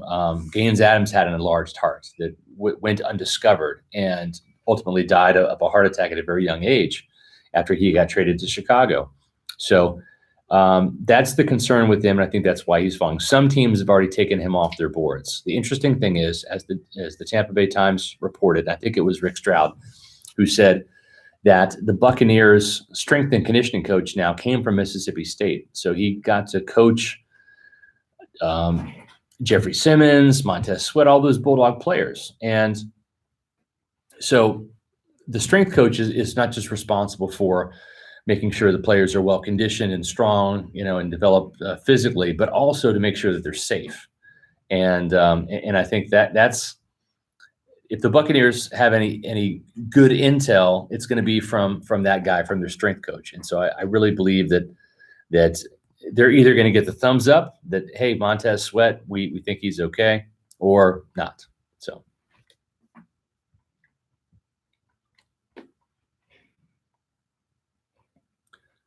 should Tampa sign Colin Klein to compete with Jameis Winston? No. I'm a K-Stater, but I'm not really a homer. I wouldn't mind seeing Dalton Reisner in Tampa, or maybe even Alex Barnes as an undrafted free agent or 7th-round pick. But there's been a lot of K-State players I'm not a fan of that aren't that good. So the Ravens are picking. This is my son's favorite team, Hollywood Brown. So Antonio's cousin. Yep, Antonio Brown's cousin, and not a bad pick, because you're going to need a speed guy. Lamar Jackson needs some more wide receiver help, and he can chuck the ball down the field, and Brown's a guy that can go get it. So my son Logan will be happy to hear that Hollywood Brown got drafted. Interesting thing, though, is Hollywood Brown's coming off of a foot injury, and he's not the biggest guy to begin with, so you hope that he can make a full recovery and have that speed still go. Thanks for doing this, Peter Reports. Are y'all doing this for all 3 days? From Ryan Smith. Is this Ryan Smith, the Bucs cornerback? Yeah. Is this smooth? Guest on What's Cooking? Yeah. Yes, we are doing it all 3 days. So we'll be here tomorrow night, starting at draft starts at 7. So we'll be doing this at 6 tomorrow. So 6 o'clock we'll be on live for an hour of pregame, if you will, and then all day Saturday, starting at 11 o'clock. The draft starts at noon on Saturday, so we will be rolling through and doing this. Interesting to see if the Buccaneers are going to trade back into the first round. They did that a couple years ago, 2012. Mark Dominic traded back up into the first round to get Doug Martin, I believe, at pick number 31. So hang tight. It might not be over tonight. We'll have to wait and see. Scott, do you think there's a chance we'll trade back in the first round?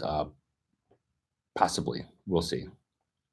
Do you know if Devin White will select number 40? It's not up to Devin White to select number 40. If he had his druthers, he would take number 40. He loves that number, but that's up to Mike Allstott. So actually, I'm going to text. Well, it's too late to text Mike, but I should have texted him earlier.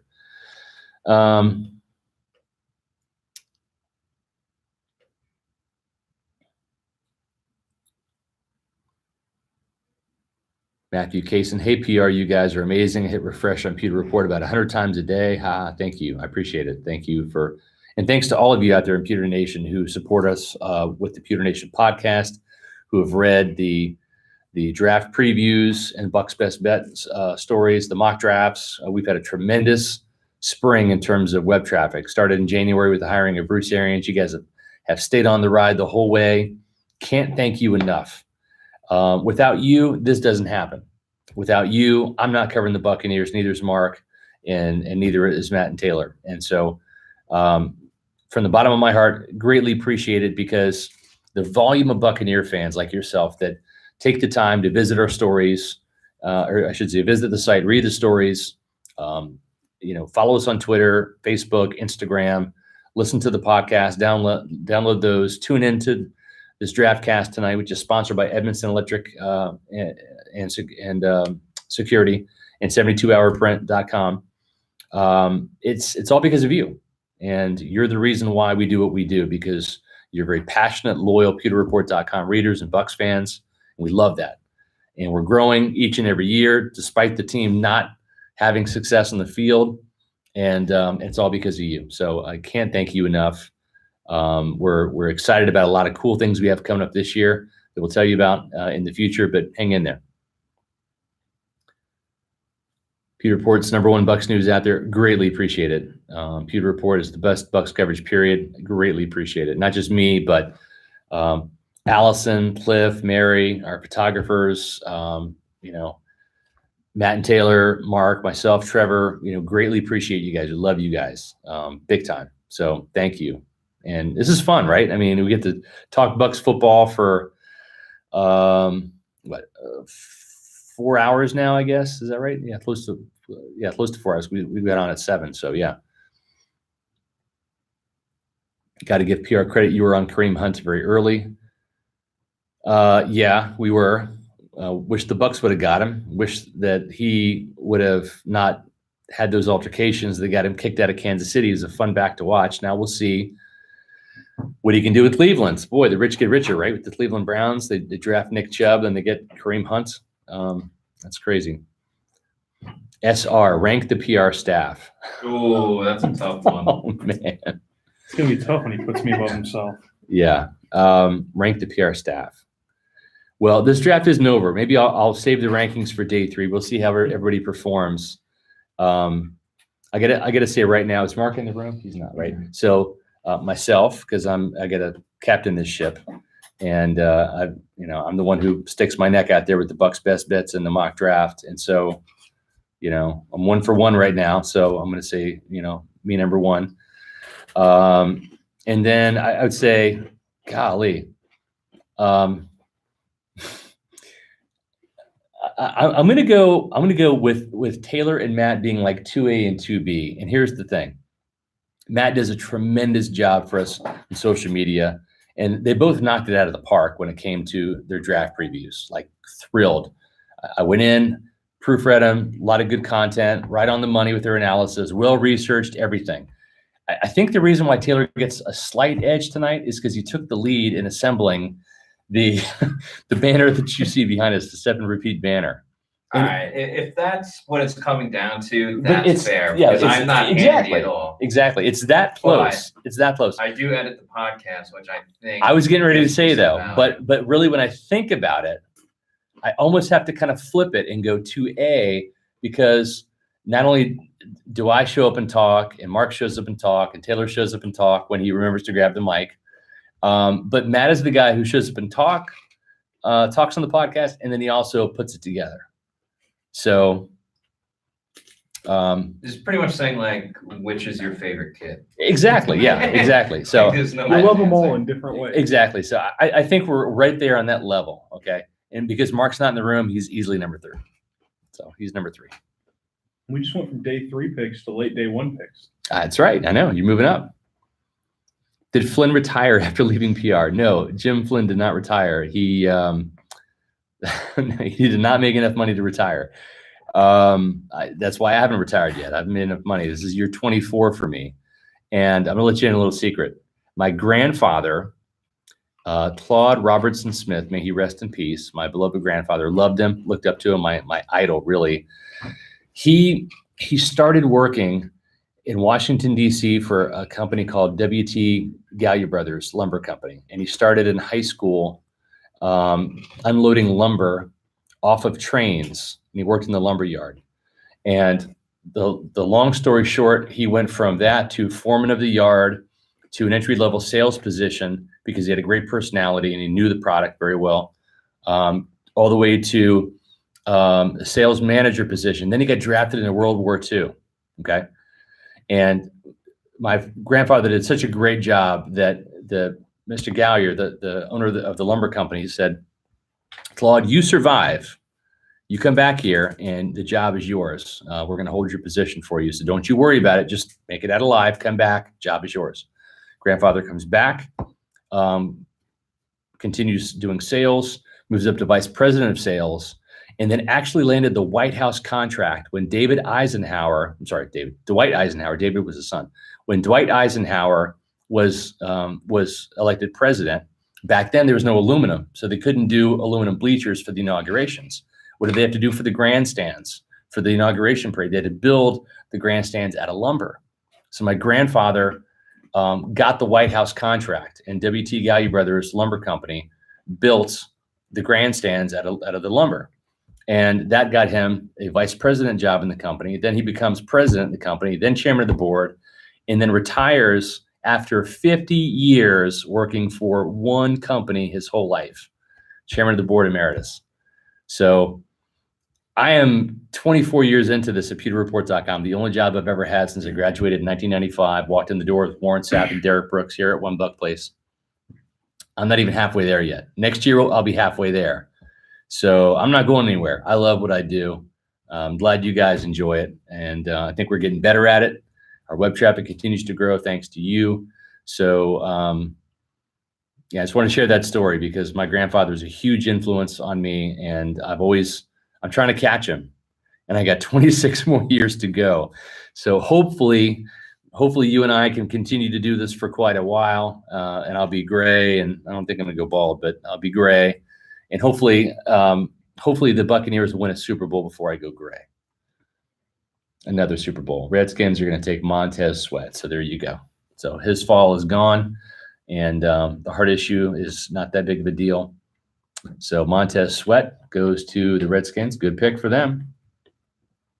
Good pick. Let's see. Still missed the magazine though. Yeah. Yeah. I kind of missed the magazine, but since I was the guy that had to lay it out and do all the writing back in the day when it was me, I was kind of a one-man gang. I still wake up and have nightmares about putting out 24-page, 28-page, 32-page, 36-page Buccaneer magazine, Pewter Report magazines, especially when it was weekly, when it was a weekly publication. You talk about consuming my life. I didn't have a life. That did cost me my marriage, my first one. So, yeah, I'm kind of glad I went to digital myself. Also, we get to reach more readers. You know, we're knocking on the door of 1 million unique visitors on PewterReport.com. It's crazy to think. At the height, we used to mail 25,000 magazines out on a monthly basis, 25,000 readers. Now we're reaching, close to 1 million people within a year. So it's pretty exciting to see that growth, that volume of Buccaneer fans out there. And gosh, imagine if this team wins. Imagine if these draft picks pay off. Devin White can change the culture and get this team back to its winning ways, right? I mean, then you're talking about the bandwagon fans come back, right? I know you diehards have been here since day one, and you'll continue to be, but there'll be the Johnny-come-lately fans, and there'll be the bandwagon fans returning, and if the Buccaneers can win some games and become a playoff team, then they'll be a national team, man. They got star power. They got Mike Evans and Jameis Winston if he develops and pans out. They still got Levante David, Jason Pierre-Paul, now Devin White. We'll see if somebody in the secondary can step up, whether it's Carlton Davis or Vernon Hargraves. So we shall see. Great haul for Washington. Getting Haskins at 15 and Montez Sweat at 26. Yeah. That's great for them. Yep. Definitely agree. Start dyeing the hair gray now, automatic age respect. You know, it's funny. I do kind of, I'm at the point now, I just turned 47 on the 23rd, which is what? Is that Monday? Tuesday. Yeah. Yeah, Tuesday. Yeah. See how old I am? I'm forgetting which day it was now. And this draft week, trust me. I mean, between my birthday and 2 days of mini camp and 3 days of the draft and having to do all of these stories in preparation for this, you have no idea how hard the PewterReport.com staff has worked to put all of this together for you guys. Not just the draft video cast, but the stories and the coverage, the draft previews, the mock draft, working weekends, working nights, early mornings. I mean, hats off to Taylor and Matt and Mark. They did a fantastic job. Next time you see Trevor, you tell him to cut his hair. We tried that.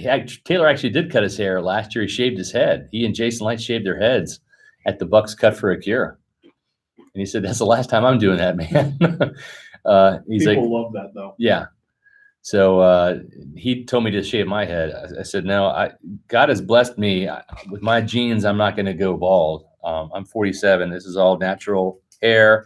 It's brown still. Got a couple touches of gray in there. I'd like to kind of go gray. It's about time. I'm 47, but my dad didn't go gray until he was like in his late 50s. So we'll see. Seahawks might be a trade partner, possibly. Possibly. I think Seattle does want to move down. We'll see if the Bucks have the desire to move up.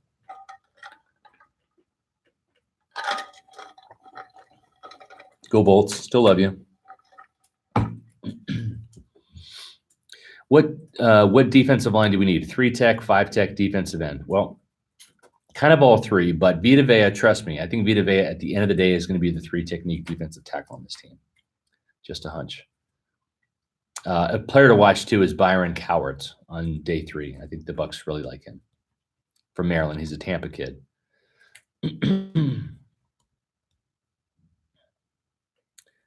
I honestly think Seattle's gunning for Dawson Knox. Yeah, the Ole Miss tight end. I could see that. Could Cody Ford be an option in the second round? Yes. Cody Ford, Dalton Reisner, those guys there. I wouldn't be surprised too if Denver trades up into the latter part of the first round here or up into the top of the second round and grabs Dalton Reisner. They like him. You want me to join? Yeah, come on. Matty Matera. Hello again. Hello, friends. You know, this is the third year we've done this. First year for you, third year for me. Let's see the Raiders pick, and I'm guessing it's DK Metcalf. Let's see. I think the Raiders, boy, you imagine if they got Sweat. Jonathan Abram. There we go. Another Yep. safety.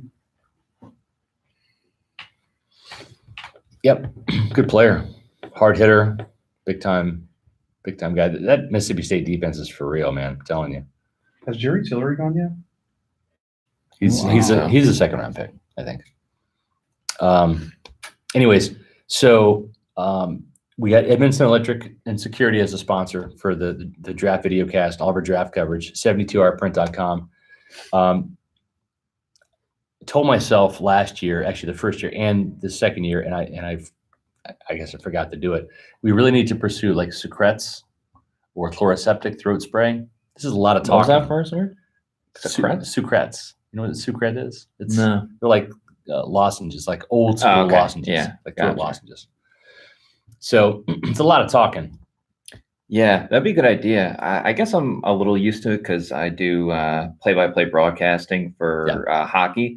So you do 2 games a night. So by that 4th game on Saturday, you kind of start losing it a little bit. But maybe we'll just do a mock, a whole mock show. Get ready for it. Yeah, I think that we need to get some kind of throat lozenge or throat spray sponsor. Yeah, we'll be using it. Trust me. By tomorrow and Saturday, I'm going to be using it. I'll make sure to bring some tomorrow. Yeah, but, for anyone watching, if you know anyone. Yeah, if you do any type of throat lozenge, chloroseptic spray, anything like that, we're open to talk some business with you. We'll spray it live on camera too. We will. Yeah, we'll hold the bottle up. No shame. Yes.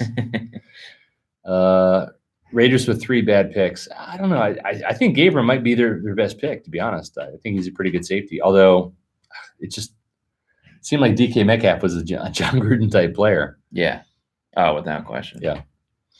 So it's like they need to replace Mack and Amari Cooper. So hey, why not go with a pass rusher and then can you see receiver? Juwan Taylor at 39 since he's fallen? Yeah, but it just depends. If he's fallen, there's got to be something there. Something that they all know that we don't know right now. Exactly. Mark Cook in the house. Back at it. Do not watch the replay while you were gone. Just letting you know. Why? I'm just throwing that out there. It's not worth your time. Is Lawrence good or overrated? I think Dexter Lawrence is a pretty good player. The more I watched him, the more I scouted him, I thought he was pretty good. Like I would have liked to have seen him in Tampa. Is Mark Cook's hair real? That's a real question. Christopher Mark, yes. Yeah. And you got a haircut today too. Looks good, Cookie. Mark looks Don't worry, I'll have my hat tomorrow. looks like a Okay. weave. Like a what? A weave. That's like a perfect spot too, like Stone Cold Stunner. Yeah. Listen, you got some serious props on Twitter today. There's somebody that just said you were the best Segway guy in the business for sponsors. Yeah, I would agree though. Yeah, I totally agree. If that's the greatest thing I do in my life, that's not saying a lot. If No, that's what they put on my tombstone, but Look at sometimes the they're bright so side. good that we don't even see them coming. You're bringing entertainment to other people, Right. Which I is totally part of got doing this Trevor podcast the in the other first day. place. Yeah, Trevor was like crying, he's laughing. He's like, you on the totally had episode. me hooked. Confirmed fake hair on Mark Cook. No, it's it's not. real. It's real. I'm telling you. I'll show you the hair on my back if you don't believe me. It's the same color. Yeah, he's got a bit of a back sweater. Go on. I have to shut down the live Oh, feed. no, no, if we no, get no. started. What do you want to do? Oh, that's right here. Okay. I've never wanted to buy a flare gun until Cook. Yeah. Boom. That's right. Mahoney's is flare guns are flying all over. I'm serious. I'm actually going to go to Tia Mahoney's. I mean, I joke about it, but I'm actually going to go check out the flare guns. And if they're reasonably priced, I'm going to buy one just for the hell of If we it. come rolling into training camp with a holster. No, you can't do that because Andre, he will shoot you. Andre's he's like the top secret security guard here, head of security one Buccaneer place, and great guy, Well, phenomenal secret's guy. out now. Well, yeah. I've never heard of it. No, what makes him secret is he's somewhere with a sniper rifle, Mm. like on the roof I just or don't know. hiding behind a bush. You don't know, but he is waiting for something bad to happen because he will take the shot. News stories. Promote the news story. We need a bunch of people to click on those stories. Is Mark dyeing his back hair the same color as his weave? I mean, I can go lower with my hair if you want to see it, guys. I mean, you can't dye that. You're gonna come in tomorrow wearing a You skull can dye cap that. or something like that. Open your mind if you think you can't die that. Chances we trade back in the first round. Well, they're growing slimmer because we're on pick 28 now. Yeah. So I'll put it this way: Jason Light didn't run from the podium like he has in years past. yes. A lot of times, if he's, Get the news stories in there. I have the Devin White one. Okay. I don't have Jason Light. Are we trusting Taylor with TweetDeck now? I mean, I could just go. through Taylor, it right Taylor, now. you're on the clock. I'm Just getting saying. it in. Tell everybody we've got the two new stories up. Press the transcripts from both Devin White and Yes. Jason Jason Light transcript, Devin White transcript. Go read them now on pewterreport.com. Yeah, you And- could see why he felt that the Bucks were going to pick him at 5. He talked about, I won't give away everything, but his discussions with Jason Light along with Bruce Arians. He dives in deeper about what those discussions were regarding, things like that. You can learn the names of Devin White's horses. He also got knocked America. out by Jude Ajay-Barima. Never, not once. I'll tell you what, that was a funny prank though. It was on the draft. Was it day 3 of the draft? I think it was No, it was a night, so it had to have been day 2. day 2. Okay, yeah. I texted Jude Ajay-Barima, the former Bucks corner, because Mark had this running feud that Jude cost the Bucks the playoffs that year. There's not a feud; it's the fact that Yeah. the hold against Oakland in that on overtime fourth game. down in the end zone. Yes, gave- away from the ball. Right. Cost the Buccaneers and probably dirt cutter his career. Yeah. Way to go. So the Chargers just selected Jerry Tillery. So there you go. Bad for them. I mean, good for them. Good for the Bucks. So, anyways, so I texted Jude and I said, "Hey, I need you to help me with the prank against Mark." And I still might even have that on my phone because I didn't talk to Jude a whole bunch. Jude, Here we go. For the record, they're big prank guys to the point where Yeah, it was. I like have my head on a swivel anytime they ask me to do anything where it's like they might be messing with me. It's like, Yeah. oh, be at the Bucks facility at 10 o'clock. No, really 10 o'clock? Yeah, this is a 4:40 on April 29, 2017. I said, Scott, it's Jude. He said, Scott, it's Jude. Tell Mark I heard what he said, and he's going to have to see me. And then he put like 3 black fists up. I don't know if you can see that or not right there. Okay, so, and I came in and I showed Mark because Mark had been talking all this trash about Jude on the Pewter Nation podcast. And I think even on... You mean I was spitting truths? Okay, well, whatever. But anyways, so I come in and I show Mark this text, and Mark's face goes pale white. Which isn't hard to do. And I said, I think he's actually coming over here. He just texted me. He's pretty pissed off. His look, his face like, what? So then I said, that was awesome, Jude. Thank you. The look on Mark's face was priceless. Laugh out loud. We punked him pretty good. So. And never trust Pewter Report's Chinese food reviews. In Alabama. Never. Also, didn't you send Trevor You didn't like somewhere mobile one chop time? suey? I don't know. I was told to get back in the car. I might die. I was ready Yes. to go. I know. I was ready to Yeah, open the you car. are. We were ready I to was- leave you because you were getting too far away from the car. Yeah. Never, Well, ever, I ever. rolled out and called you back. Yes. Because Like, you were go getting like, now. yeah. Run! See this place. Run to the rental car. Get to the chopper. Arians told White he would be the pick during the visit. Yeah. Yeah. We told you he was going to be the Buccaneers pick on January 18th. So we actually beat Bruce to the punch. Todd Bowles said that Devin White he's a shiny new car that he's going to drive and drive a lot. Yep. So no one's more excited than Todd Bowles right now, Yep. except for Devin White. I was gonna say, yeah, Devin White's Devin White 1, Yeah. Todd Bowles 2. Exactly. Yes, PR talked about how the Bucs could restructure guys like Mike Evans to create cap space. Yes, correct. So How much of a concern is it that Light's draft picks are so obvious? It's I not. don't know if they They weren't. can. What does it really matter? If they get them and they play well, it's not. yeah, that's the whole key. If they play well. It's really round 2 that, as you talked Yeah. about on your Fab 5, Yeah. where everything Yeah, needs to. he's got to do better in The, round 2. the guard needs to Yes. change there. Yeah.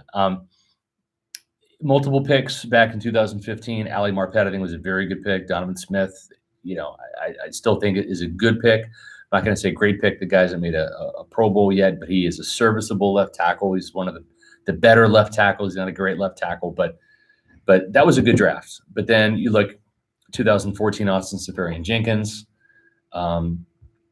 2016 traded up to get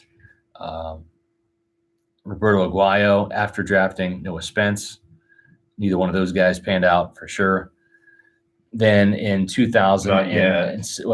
2000, jury's still out. 2017, drafted Justin Evans in the second round and played okay, well, promising, whatever you want to say. And as a rookie, then just really God, I think he just got like the Mike Smith funk last year, the disease, the gunk, and then of course the toe injury didn't help. So, and then last year 3 second-round picks, and right out of the gate, it's Ronald Jones just did nothing to show you he's a capable NFL back. I mean, they were over 2 right off the bat. Yeah, with and Ronald Jones then MJ Stewart, it's like wow. And MJ Stewart was, if I'm not mistaken, was picked before Carlton. Yes, Davis. he was. Yeah, I find that so weird. I know. Because I just feel like, and I don't know if you feel the same, Taylor, but especially during training camp, all the questions to, both Carlton and MJ, their first time, what's it like being in NFL, whatever, the questions that they were getting, the way they were asked, it felt like a lot of people thought or assumed that Carlton was going to be more of the lead corner or one of the starting corners. Right. And MJ would kind of take a back role, but that's not usually the case. If you're going to draft, That's crazy. well, if you're going to draft player. one before the other, you think the one you drafted first would have that role. And you know what, too? And that's how it played out. Yeah, and MJ Stewart had some buzz around him the first week or two in camp, breaking up plays, showing well in the scrappiness, nickel, but stuff like that. Did not translate on Sundays against other teams. And sometimes he got hurt too. Yeah, sometimes that's what happens is you kind of get used to going up against a certain guy. You know his tendencies. You see the same plays. Yeah, you see the same plays, so you show really well, and then you go up against different players on Sunday and different schemes, and you get exposed, and that's what happened. So second round of the draft seems to be the Achilles heel of Dominic and Light. Yeah, I mean, it's got to get better. You got to get an impact player in the second round. He's got to be able to start 16 games and be a big time contributor, like playmaker. Have to. And yes, MJ Stewart was a mistake when everyone here was screaming for Isaiah Oliver. Yeah, I agree. And there's still so much on the defense as well. I mean, obviously they addressed linebacker too, but there's still a lot of unanswered questions on the defense. You know, they still need a nickel corner. If they get rid of Gerald, which we've talked about that a billion times, it's looking like he's probably going to be gone, but you're going to need someone else on that defensive line. Yeah, and it's deep. And even safety too. Yeah, there are still plenty of good defensive linemen that you can put at the 5 technique defensive tackle spot, at the nose, move Vita Vea at the 3 tech, or get another 3 tech, leave Vita at nose. So there's still plenty of guys, rounds 2, 3, and 4. I think you're going to see some of those players get addressed. Zach Allen, second round. Yeah, I love that. Love that. He is the Bucs' best bet at defensive end in rounds 1 through 3. He's another really Senior Bowl participant. Yeah, really a second round guy. So I think that makes a lot of sense there. Although I'll tell you what, don't be shocked if the New England Patriots take Zach Allen at 32. He's a Boston guy. Hard worker, blue, collar, lunch pail kind of guy. He's a Patriots kind of player. Scream New England. Yeah. So and a lot of people forget too is New England's draft picks last year. They're the offensive lineman that they took in the first round. He got hurt before the season even started. The Georgia. So they're pretty much getting another first round pick right there. Yeah. Get an offensive lineman back. Maybe he can help them get to the Super Bowl. Yeah, it's just what they need, right? Yeah. Maybe he can get them over the hump finally. Man, the Patriots. Scott, how happy is the team with competition at right guard and with the team really not drafting the guard in the top 4 rounds? I'm not happy with it. Yeah. They're a lot happier than we are. Sure. With Watford and Kappa.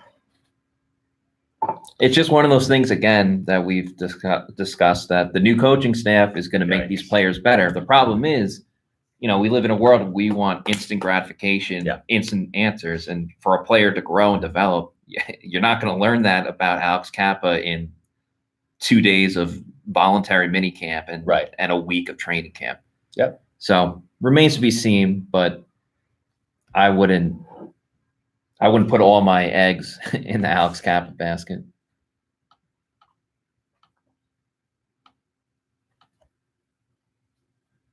Yeah. Day.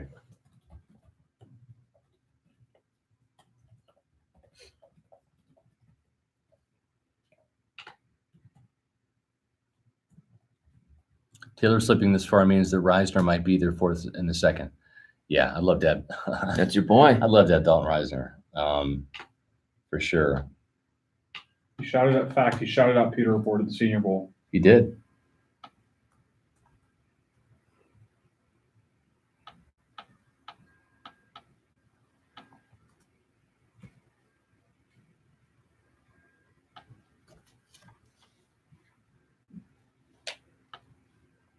I said, "Hey, Dalton, I'm Taylor from Pewter Report." He said, "Yeah, Pewter Report. I heard you're the best outlet in the country." I said, "For all your Bucs coverage." You're darn right, Dalton. Apply. Something's messed up. This franchise can. This franchise flat out can't evaluate offensive linemen. And they love picking small school offensive linemen. So luckily for those who don't like that, I mean, Titus Howard, two of their picks, they have signed to Donovan extensions. Smith, Ali Marpet. Yeah. Line. Yeah, I know. What is your biggest concern Yeah. for this I year? was about to say that. My biggest concern for this year is not going to be popular, but my biggest concern for this year is Kicker. no, is that Bruce Arians kind of takes a hands-off approach and plays CEO, where he was really involved with the Cardinals, really involved with the quarterback, with Carson Palmer, really involved with the offense. He was the play caller, and I'm concerned. And maybe this is so early. We have literally seen 2 minicamp practices. I'm just concerned that he is Delegating too much. responsibility. Yeah, and that the Bucs really aren't getting Bruce Arians, what makes them special, which is the play calling and the quarterback thing, and they really, I guess what I'm saying is Byron Leftwich. That's the big unknown is Byron Leftwich, is he really a protege of Bruce Arians, where he can pick up where Bruce left off, essentially? I got to trust Bruce, because for him to give up play calling duties and for him to put Byron Leftwich in charge, you got to trust his gut on that. So, Yeah, I would go with probably the depth right now I know they just drafted Devin White, but at, middle linebacker and also the corners as well. I don't know if you can totally trust. I know they're talking about, they're going to develop Carlton Davis and MJ Stewart, or even though they're going to move MJ Stewart to safety. And of course, the draft, they'll address some other stuff. But, if Levante David goes down, you still don't have a ton there at linebacker. I know Kevin Minter's going to move there, and Buchanan's going to play money backer role. But yeah, I just still think they kind of need a little more depth. Again, at many spots on the defensive line. Well, it's interesting is if Levante David goes down, then you've got to really you're counting on Devin White kind of like flying solo. Yeah, and learning that's a by lot himself. for- Yeah. Are Devin White's horses coming to Tampa? What are their names? Find it out here. Yeah. Oh. That's good. It's good stuff. Right. That secondary could be in trouble real quick. Yeah, exactly. Yeah. Justin Evans is probably your best. Like Vernon player Hargraves right now didn't in play the at all secondary. last year. Right. A lot of these players, it's on paper, it's like, yeah, they can do this. And Vernon Hargraves is going back to what he played in college. But it kind of all goes back to injury, MJ. Yeah. Justin a lot of Evans it goes injury, back to young. I know he's not a corner, but Yeah. when Chris Godwin The- spoke to the media and he said, none of this matters until we prove it on the field. Yeah, I agree totally. Exactly right. Yeah, and I guess to expand upon the Byron Leftwich thing, my biggest concern is that Jason Light has put too many eggs in the better coaching basket, and that this staff is kind of almost overconfident in their abilities The problem, to make the offensive line better, to make the secondary better, to make the running game better, But like Scott, by waving their they magic don't wand. have any money to do anything else. That's the problem. I mean, Yeah. they have to hope Oh, there's the right eggs in the they might basket have because they might have $13 million coming up, Freed. but it's We'll have not to see. really because 6 is to rookies and Yeah, they've got less than 2 right now and they got to have Yeah. a surplus. I mean, they might have $4 million, extra to Yeah. go out and sign a couple of veteran guys. yeah. But Again, with Juwan Taylor, there's got to be some sort of injury thing there. LJ Collier to the Seahawks. Wow, LJ Collier made it to the first round. Good pick. I like the guy. He reminds me a lot of Vinny Curry, where try hard, blue collar, tough guy, not Like a whole Zach bunch of Allen. production. We just spoke about it. Yeah, but I almost like Zach Allen a little bit better.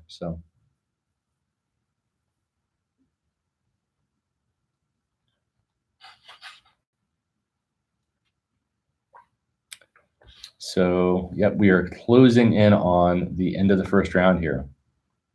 Let's see. Seattle has back-to-back picks, 29 and 30. So the first pick, the Seahawks pick LJ Collier, waiting for the second round pick. Not the second round, the second pick of Seattle here. The Bucs, of course, will be out in Seattle this season. Yep. I actually saw the Seahawks training camp last year. early, Beautiful. It's like right on the lake. early, Huh? early, way too early. I'm trying to think of the right word. The Early? Redskins have won the draft. Montez Sweat and Haskins. They got a great pass rusher and they got their future quarterback. DeAndre Baker. Wait, New York Giants trade with Seattle, and they picked DeAndre Baker. DeAndre Baker to the Giants. I prefer DeAndre Cole.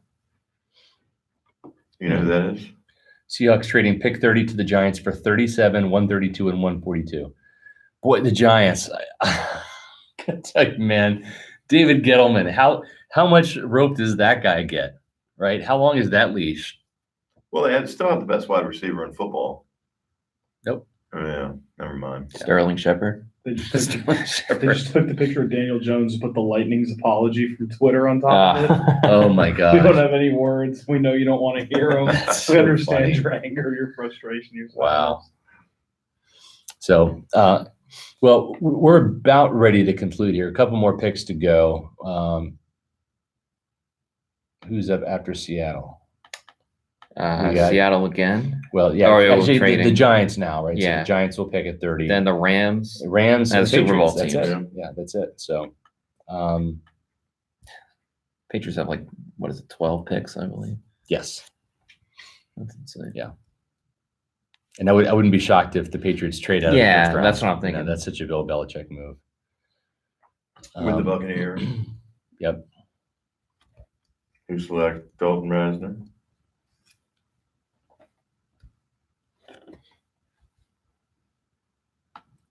Was Reisner a Bucks best bet on day one? I think Or so. day one? Well, I should say rounds 1, 2, and 3. Hmm. I forget. All these draft previews are running together. Yeah, I'm they telling kind you. of, yeah. And again, with everybody in the room here, I just wanted to say thank you and a job well done to Mark Cook and Taylor Jenkins and Matt Matera. They did a fantastic job. Appreciate you guys reading all the draft previews and Bucks best bets and the mock drafts we did. Awful lot of time we put into it. We'll say it again. We went to the East-West Shrine practices and the Senior Bowl practices, NFL scouting combine. We had it all covered, and worked our sources, got a lot of good information, made a lot of great observations in person, and great interviews with the players too. We got some insight into these guys. So very well job, or I should say very Job well done. Yeah, sorry, it's late. Yeah. It's late. It's been going on for 5 hours this week. Yeah. For one round. Yeah. Well, the good news is the picks will come in rapid fire Yeah. starting tomorrow. So here are the Bucks best bets we have alive. Will Greer. I don't see Tampa Bay drafting a quarterback. Tyree Jackson on day 2. Both running backs are alive. Memphis's Darrell Henderson and Tony Pollard. Both wide receivers are still alive at the Bucks best bets. Ohio State wide receiver Terry McLaurin. And I wouldn't be surprised if Paris Campbell is there in the second round if Bruce Arians says, I want another speed receiver. Jalen Hurd, rounds 4 through 7, and that might be closer to round 4 from what I'm hearing now. We had him round 7 in the mock, but there are teams that like him, and as we've already seen with the Titus Howards and the Cleveland Farrells, when you really like a player, man, you go get him. So it doesn't matter where they're ranked on these other draft boards and whatnot. What is DeAndre Baker wearing around his neck? Holy smokes. That's like the biggest chain I've ever seen. He's wearing a couple 100,000. Look at that. What in the world is he wearing? He's He's been flashing holding the it up chain. for us. Is it a bird? You know what it kind of looks like? Since you're it both like- Game of Thrones people, you is know it- that is you know it the an egg? sigil Sounds like a that roach or Littlefinger has? Yeah. It's the bird on the thing. It looks like the raised starburst from here, like the sun. Looks like a shark with a candy cane. I thought Marquise Brown had a great chain. It was like a football player. Yeah. The torso and head of a football player. He had a great outfit. I don't think they're drafting a tight end, but Jay Sternberger from Texas A&M and Foster Moreau are the tight ends. I'll tell you what, though, guys, if Anthony Alclair continues to drop wide open passes that hit him in the He hands, had a rough day too of minicamp. yeah, they might be looking at a One drop was egregious. I'll tell you what he Yeah. also does. He commits 1 penalty per game. yes, Yeah. on And that special teams won't too. fit with Yeah, Bruce Arians. That's not going Yep. He did have that forced fumble in the Cleveland game. yeah, He had like he's got one that. That's catch for true. a first down. He had more drops yesterday than he had catches. The last first season. one wasn't behind great. It was a him, little behind him, but- but yeah, the second one. And Ronald Jones had a drop as well. shocker. Yeah, That was on day 1. Peyton Barber had Yeah. one on day 2. Offensive tackle, we've got Dalton Reisner and Titus Howard. I think in my mock draft, I had Titus Howard going in like the 3rd round or 4th round. Yeah, that's a reach. This is also in January before all speculation came in. Will Charles Omenihu be there in the 3rd? That's your boy. Sneak up. That is I your like him boy. a lot. Bucks man. don't like him. I'm just They telling you don't right like now. him? Nope, don't like him. I mean, I think he's better fit for a 4-3, but I think he's just a good player. So speaking of 3-4 defensive ends, Zach Allen and John Kaminsky, defensive end from Charleston. Those are the 2 guys there. We obviously had Quinnen Williams at defensive tackle for the day 1. Byron Cowart is the rounds 4 through 7 guy. Outside linebacker, we had Josh Allen. And then in rounds 4 through 7, and he might actually go in the 3rd round, is O'Shane Zimenez from Old Dominion. Inside linebacker, we had Devin White. We're 1 for 1. And quite honestly, if we don't get another Bucks best bet, I don't care. Right. As long as we get 1 per year. The other inside linebacker, which kind of is a moot point now, I believe, is Jermaine Pratt from North Carolina State. Cornerback, we've got Auburn's Jamel Dean, who, he might be a surprise guy in round 2. I could see the Bucks trading down. Oh, look at the Falcons trading up with the Rams.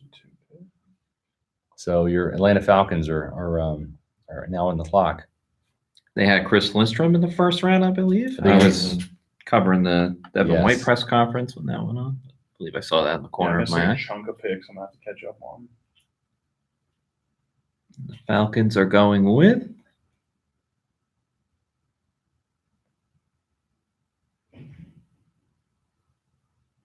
Watch him pick Reisner. Caleb McGarry of Washington. Wow, the right tackle. That's good. Take That's it. good news for the Bucks because I'll I take it. think he is overrated. So they are really trying to beef up that offensive line. Oh, Yeah. He's a big boy, Yeah. but man, you're taking him over Dalton Reisner. Listen, you Way would to go. Some Hey, ball coverage. he had a great Senior Bowl week. He did. You turn on the film and it's awful. It's crazy. Look what he's doing against L.J. Collier. Yeah. I think That's against Zach Allen right there. He had a great Senior Bowl week, but you turn on the film and it's not good. I'm pretty sure he Matt made loved the one of ball. our most impressive from Yes, the Senior Bowl again, practices. he had a really good Senior Bowl fine. week. He's mashing guys and stuff, but the Falcons better be hoping they're getting the player that was in Mobile and not the player that was on the film in Washington. I tried to like him. I tried to say this could be a fit tried. for the Buccaneers in the 2nd round to right tackle. I couldn't do it. So you're the Atlanta Falcons now. You got Lindstrom and McGarry, and Matt Ryan's a very happy camper right now. And they'll have So a the healthy Devontae now Freeman the this year. Patriots are here. So Who's the highest ranked white wide receiver left? Yeah, they got to wait Andy till Isabella. Oh, there we go. Yeah, I was gonna say they got to wait Yeah. till round 5 for Hunter Renfro. Yep. He's a very Patriot guy. And they got Josh Gordon, How can an Okay. NFL running back not be able to catch a swing pass, Ronald Jones? It's sad but which is true. crazy too, because he had that really long pass in one of the preseason games. Yeah, it's he's running a wheel 40, route. Yeah. Yeah. It's like 40 yards. McGarry is downfield. basically True Blood, hard pass. I would agree. I actually think Jeremy True Blood is better, to be honest. Taylor, Ford, Reisner, all on the board. Yep. Again, there's something really messed up with Jamar Taylor's medicals. If he's fallen that far, I mean that's not He good. was mocked to like the Jags at 7. Yep. So you got Drew Lock. You wonder if the Patriots take a quarterback like Drew Lock here. You know, are they going to go? Are they going to go wide receiver? Andy Isabella, JJ Arcega Whiteside. I don't know what they do here. I mean, they're one of those organizations that they can just do anything. How much the Bucks like Rock Ya-Sin? Well, he's got 2 things going for him. 3. He had a good Senior Bowl, and he's a good corner. Number 2, his name is Rock, and that is the cornerbacks coach Kevin Ross's nickname, Rock. He went to Temple. And number Bruce 3, Arians. he went to Temple, which is where Bruce Arians went. Also, Todd McNair went. Kevin Ross went. Half the staff Yeah. like met there. Nick Rapone was a coach there. Clyde Christensen was a coach there. So yeah, I think that Rocky Sin, if he's there in the second round, why not? I spoke to him briefly at the Senior Bowl, and he looks so much older than the age that he actually is. What was all the buzz about Greedy Williams? I mean, he was overrated. He was never a top 10 guy. You know? I think he's a great cover guy, but he's scared of tackling. I've said this I don't know before. that he was scared to tackle. He made a business decision not to tackle last year, and it's biting him in the ass. Yeah. He tackled as a freshman. What if the Patriots get DK Metcalf I just saw for I'm sure we saw the same thing. for Tom Brady? That would be something, wouldn't it? Yeah, especially if they got Josh Gordon When was back. the last And you time got they those have two, a, Edelman. When was the last time they'd have a wide receiver core that talented? Pieces of the puzzle. Demarius. Oh yeah, they got Demarius Thomas. Demaryius Thomas. Edelman, Sony Michelle, James White. And then Gronk's going to come back like week 16. Yeah. Jeez. Just in time for the playoffs.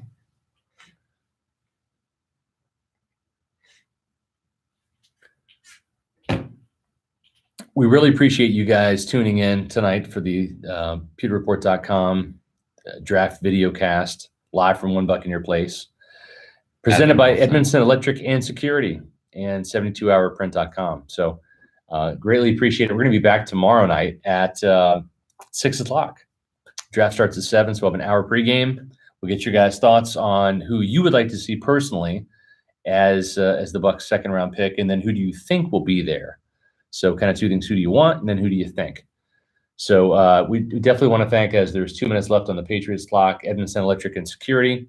This year's PewterReport.com Bucs draft coverage presented by Edmondson Electric and Security, the official smart home and security company of PewterReport.com. Give them a call. Don't just listen to us. Like, give them a call. Give them your business. These guys are local. They're the best in the business.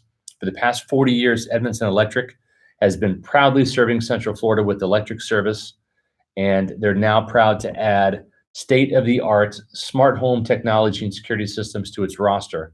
Whether it's surveillance cameras, home theaters for your man cave, or smart lighting, Edmondson Electric and Security is automating your dream home. Click to find out more about controlling, monitoring, and securing your home on their banners all around PewterReport.com. Tomorrow starts now. For home automation controls to structured wiring and surveillance systems, Edmondson Electric and Security has the team to keep your home current. Call 813-910-3403 for additional information, or visit them on the web at edmondsonelectric.com. Control, monitor, secure, Edmondson Electric. And 72hourprint.com. 72hourprint.com is the official print partner for PewterReport.com. Right there, did a great job on the banner. I messed it up by wrinkling it, so that's not their job. But for printing, signage, and apparel needs, contact our partners at 72hourprint.com. Give them a call at 888-72-HOUR-PRINT. That's 72hrprint.com. Also, make sure that you click on the Advent Health banners that have the VIP Bucks giveaway thing. Sign up, give them your email address. You can win a chance for club seats to the home opener, plus a VIP prize pack that includes a sideline passes and some Bucks merchandise as well. So go to Advent Health, click on the banners, scroll down, give me your email address and your information, and register to win a Bucks VIP pack. Yeah. So DK Metcalf still on the board. Wide receiver N'Keal Harry from Arizona State is the pick. So That's crazy. yeah. Well, I mean, keep you're in not going to mind, doubt the Patriots. DK Metcalf had the neck injury. Mm-hmm. And there might be medical issues there as well. I know sometimes you hear these guys that get cleared at the combine. That's what's reported, but that's not really what NFL teams know. Obviously, like this whole Jawan Taylor situation's caught everybody off guard in the media and in fans, but NFL teams probably know this, right? So keep that in mind. So, guys, any last thoughts as we wrap up the triumphant selection of Devin White by the PewterReport.com staff? Just a good pick by the Bucks. I know it's down to Oliver, Josh Allen, and Devin White, but I think they went with the right player. Yeah, I do too. we'll see how it goes. It's not just the player. I think it's also the person. They're getting a leader, somebody that can change the culture. I had the good fortune to cover the Buccaneers back in the 90s. My second year on the job, Tony Dungy took over as head coach. So I was here for the entire Dungy era, the entire John Gruden era. I know what a winning Bucs locker room looks like. I haven't seen one in 10 years.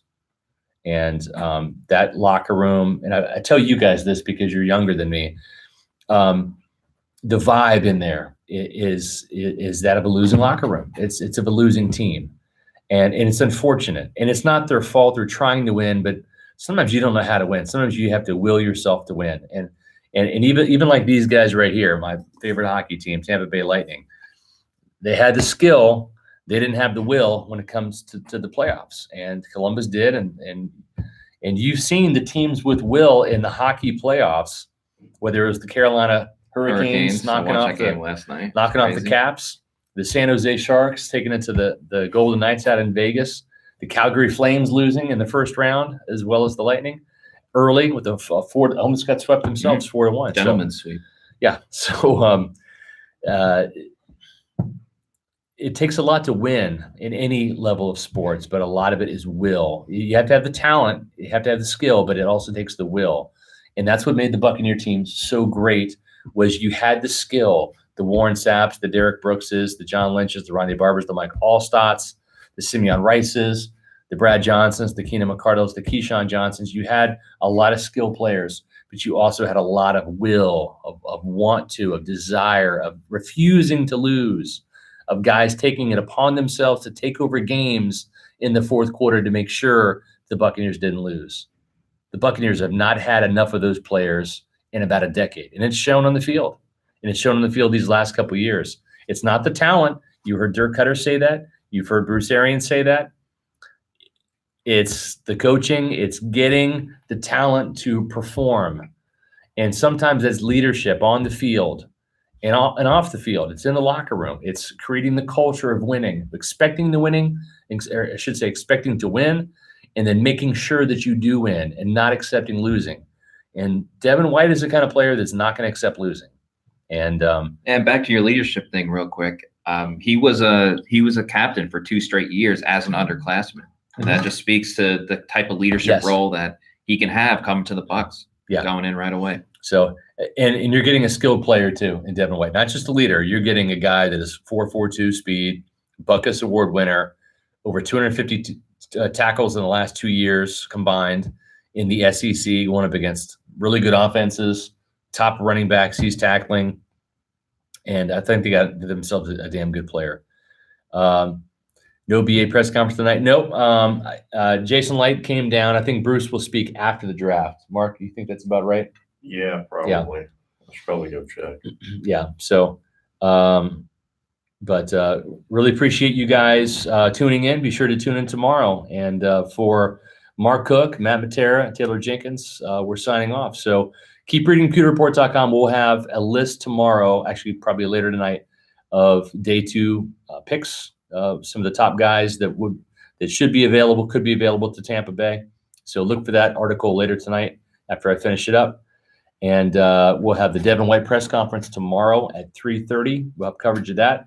And then, of course, our live draft video cast presented by Evanston Electric and Security will resume for day 2 coverage tomorrow at 6 p.m. Eastern time. So we'll see you then. Thanks Have a good night. See you tomorrow. What are you, Walter Cronkite? Have a good night. We'll see you tomorrow.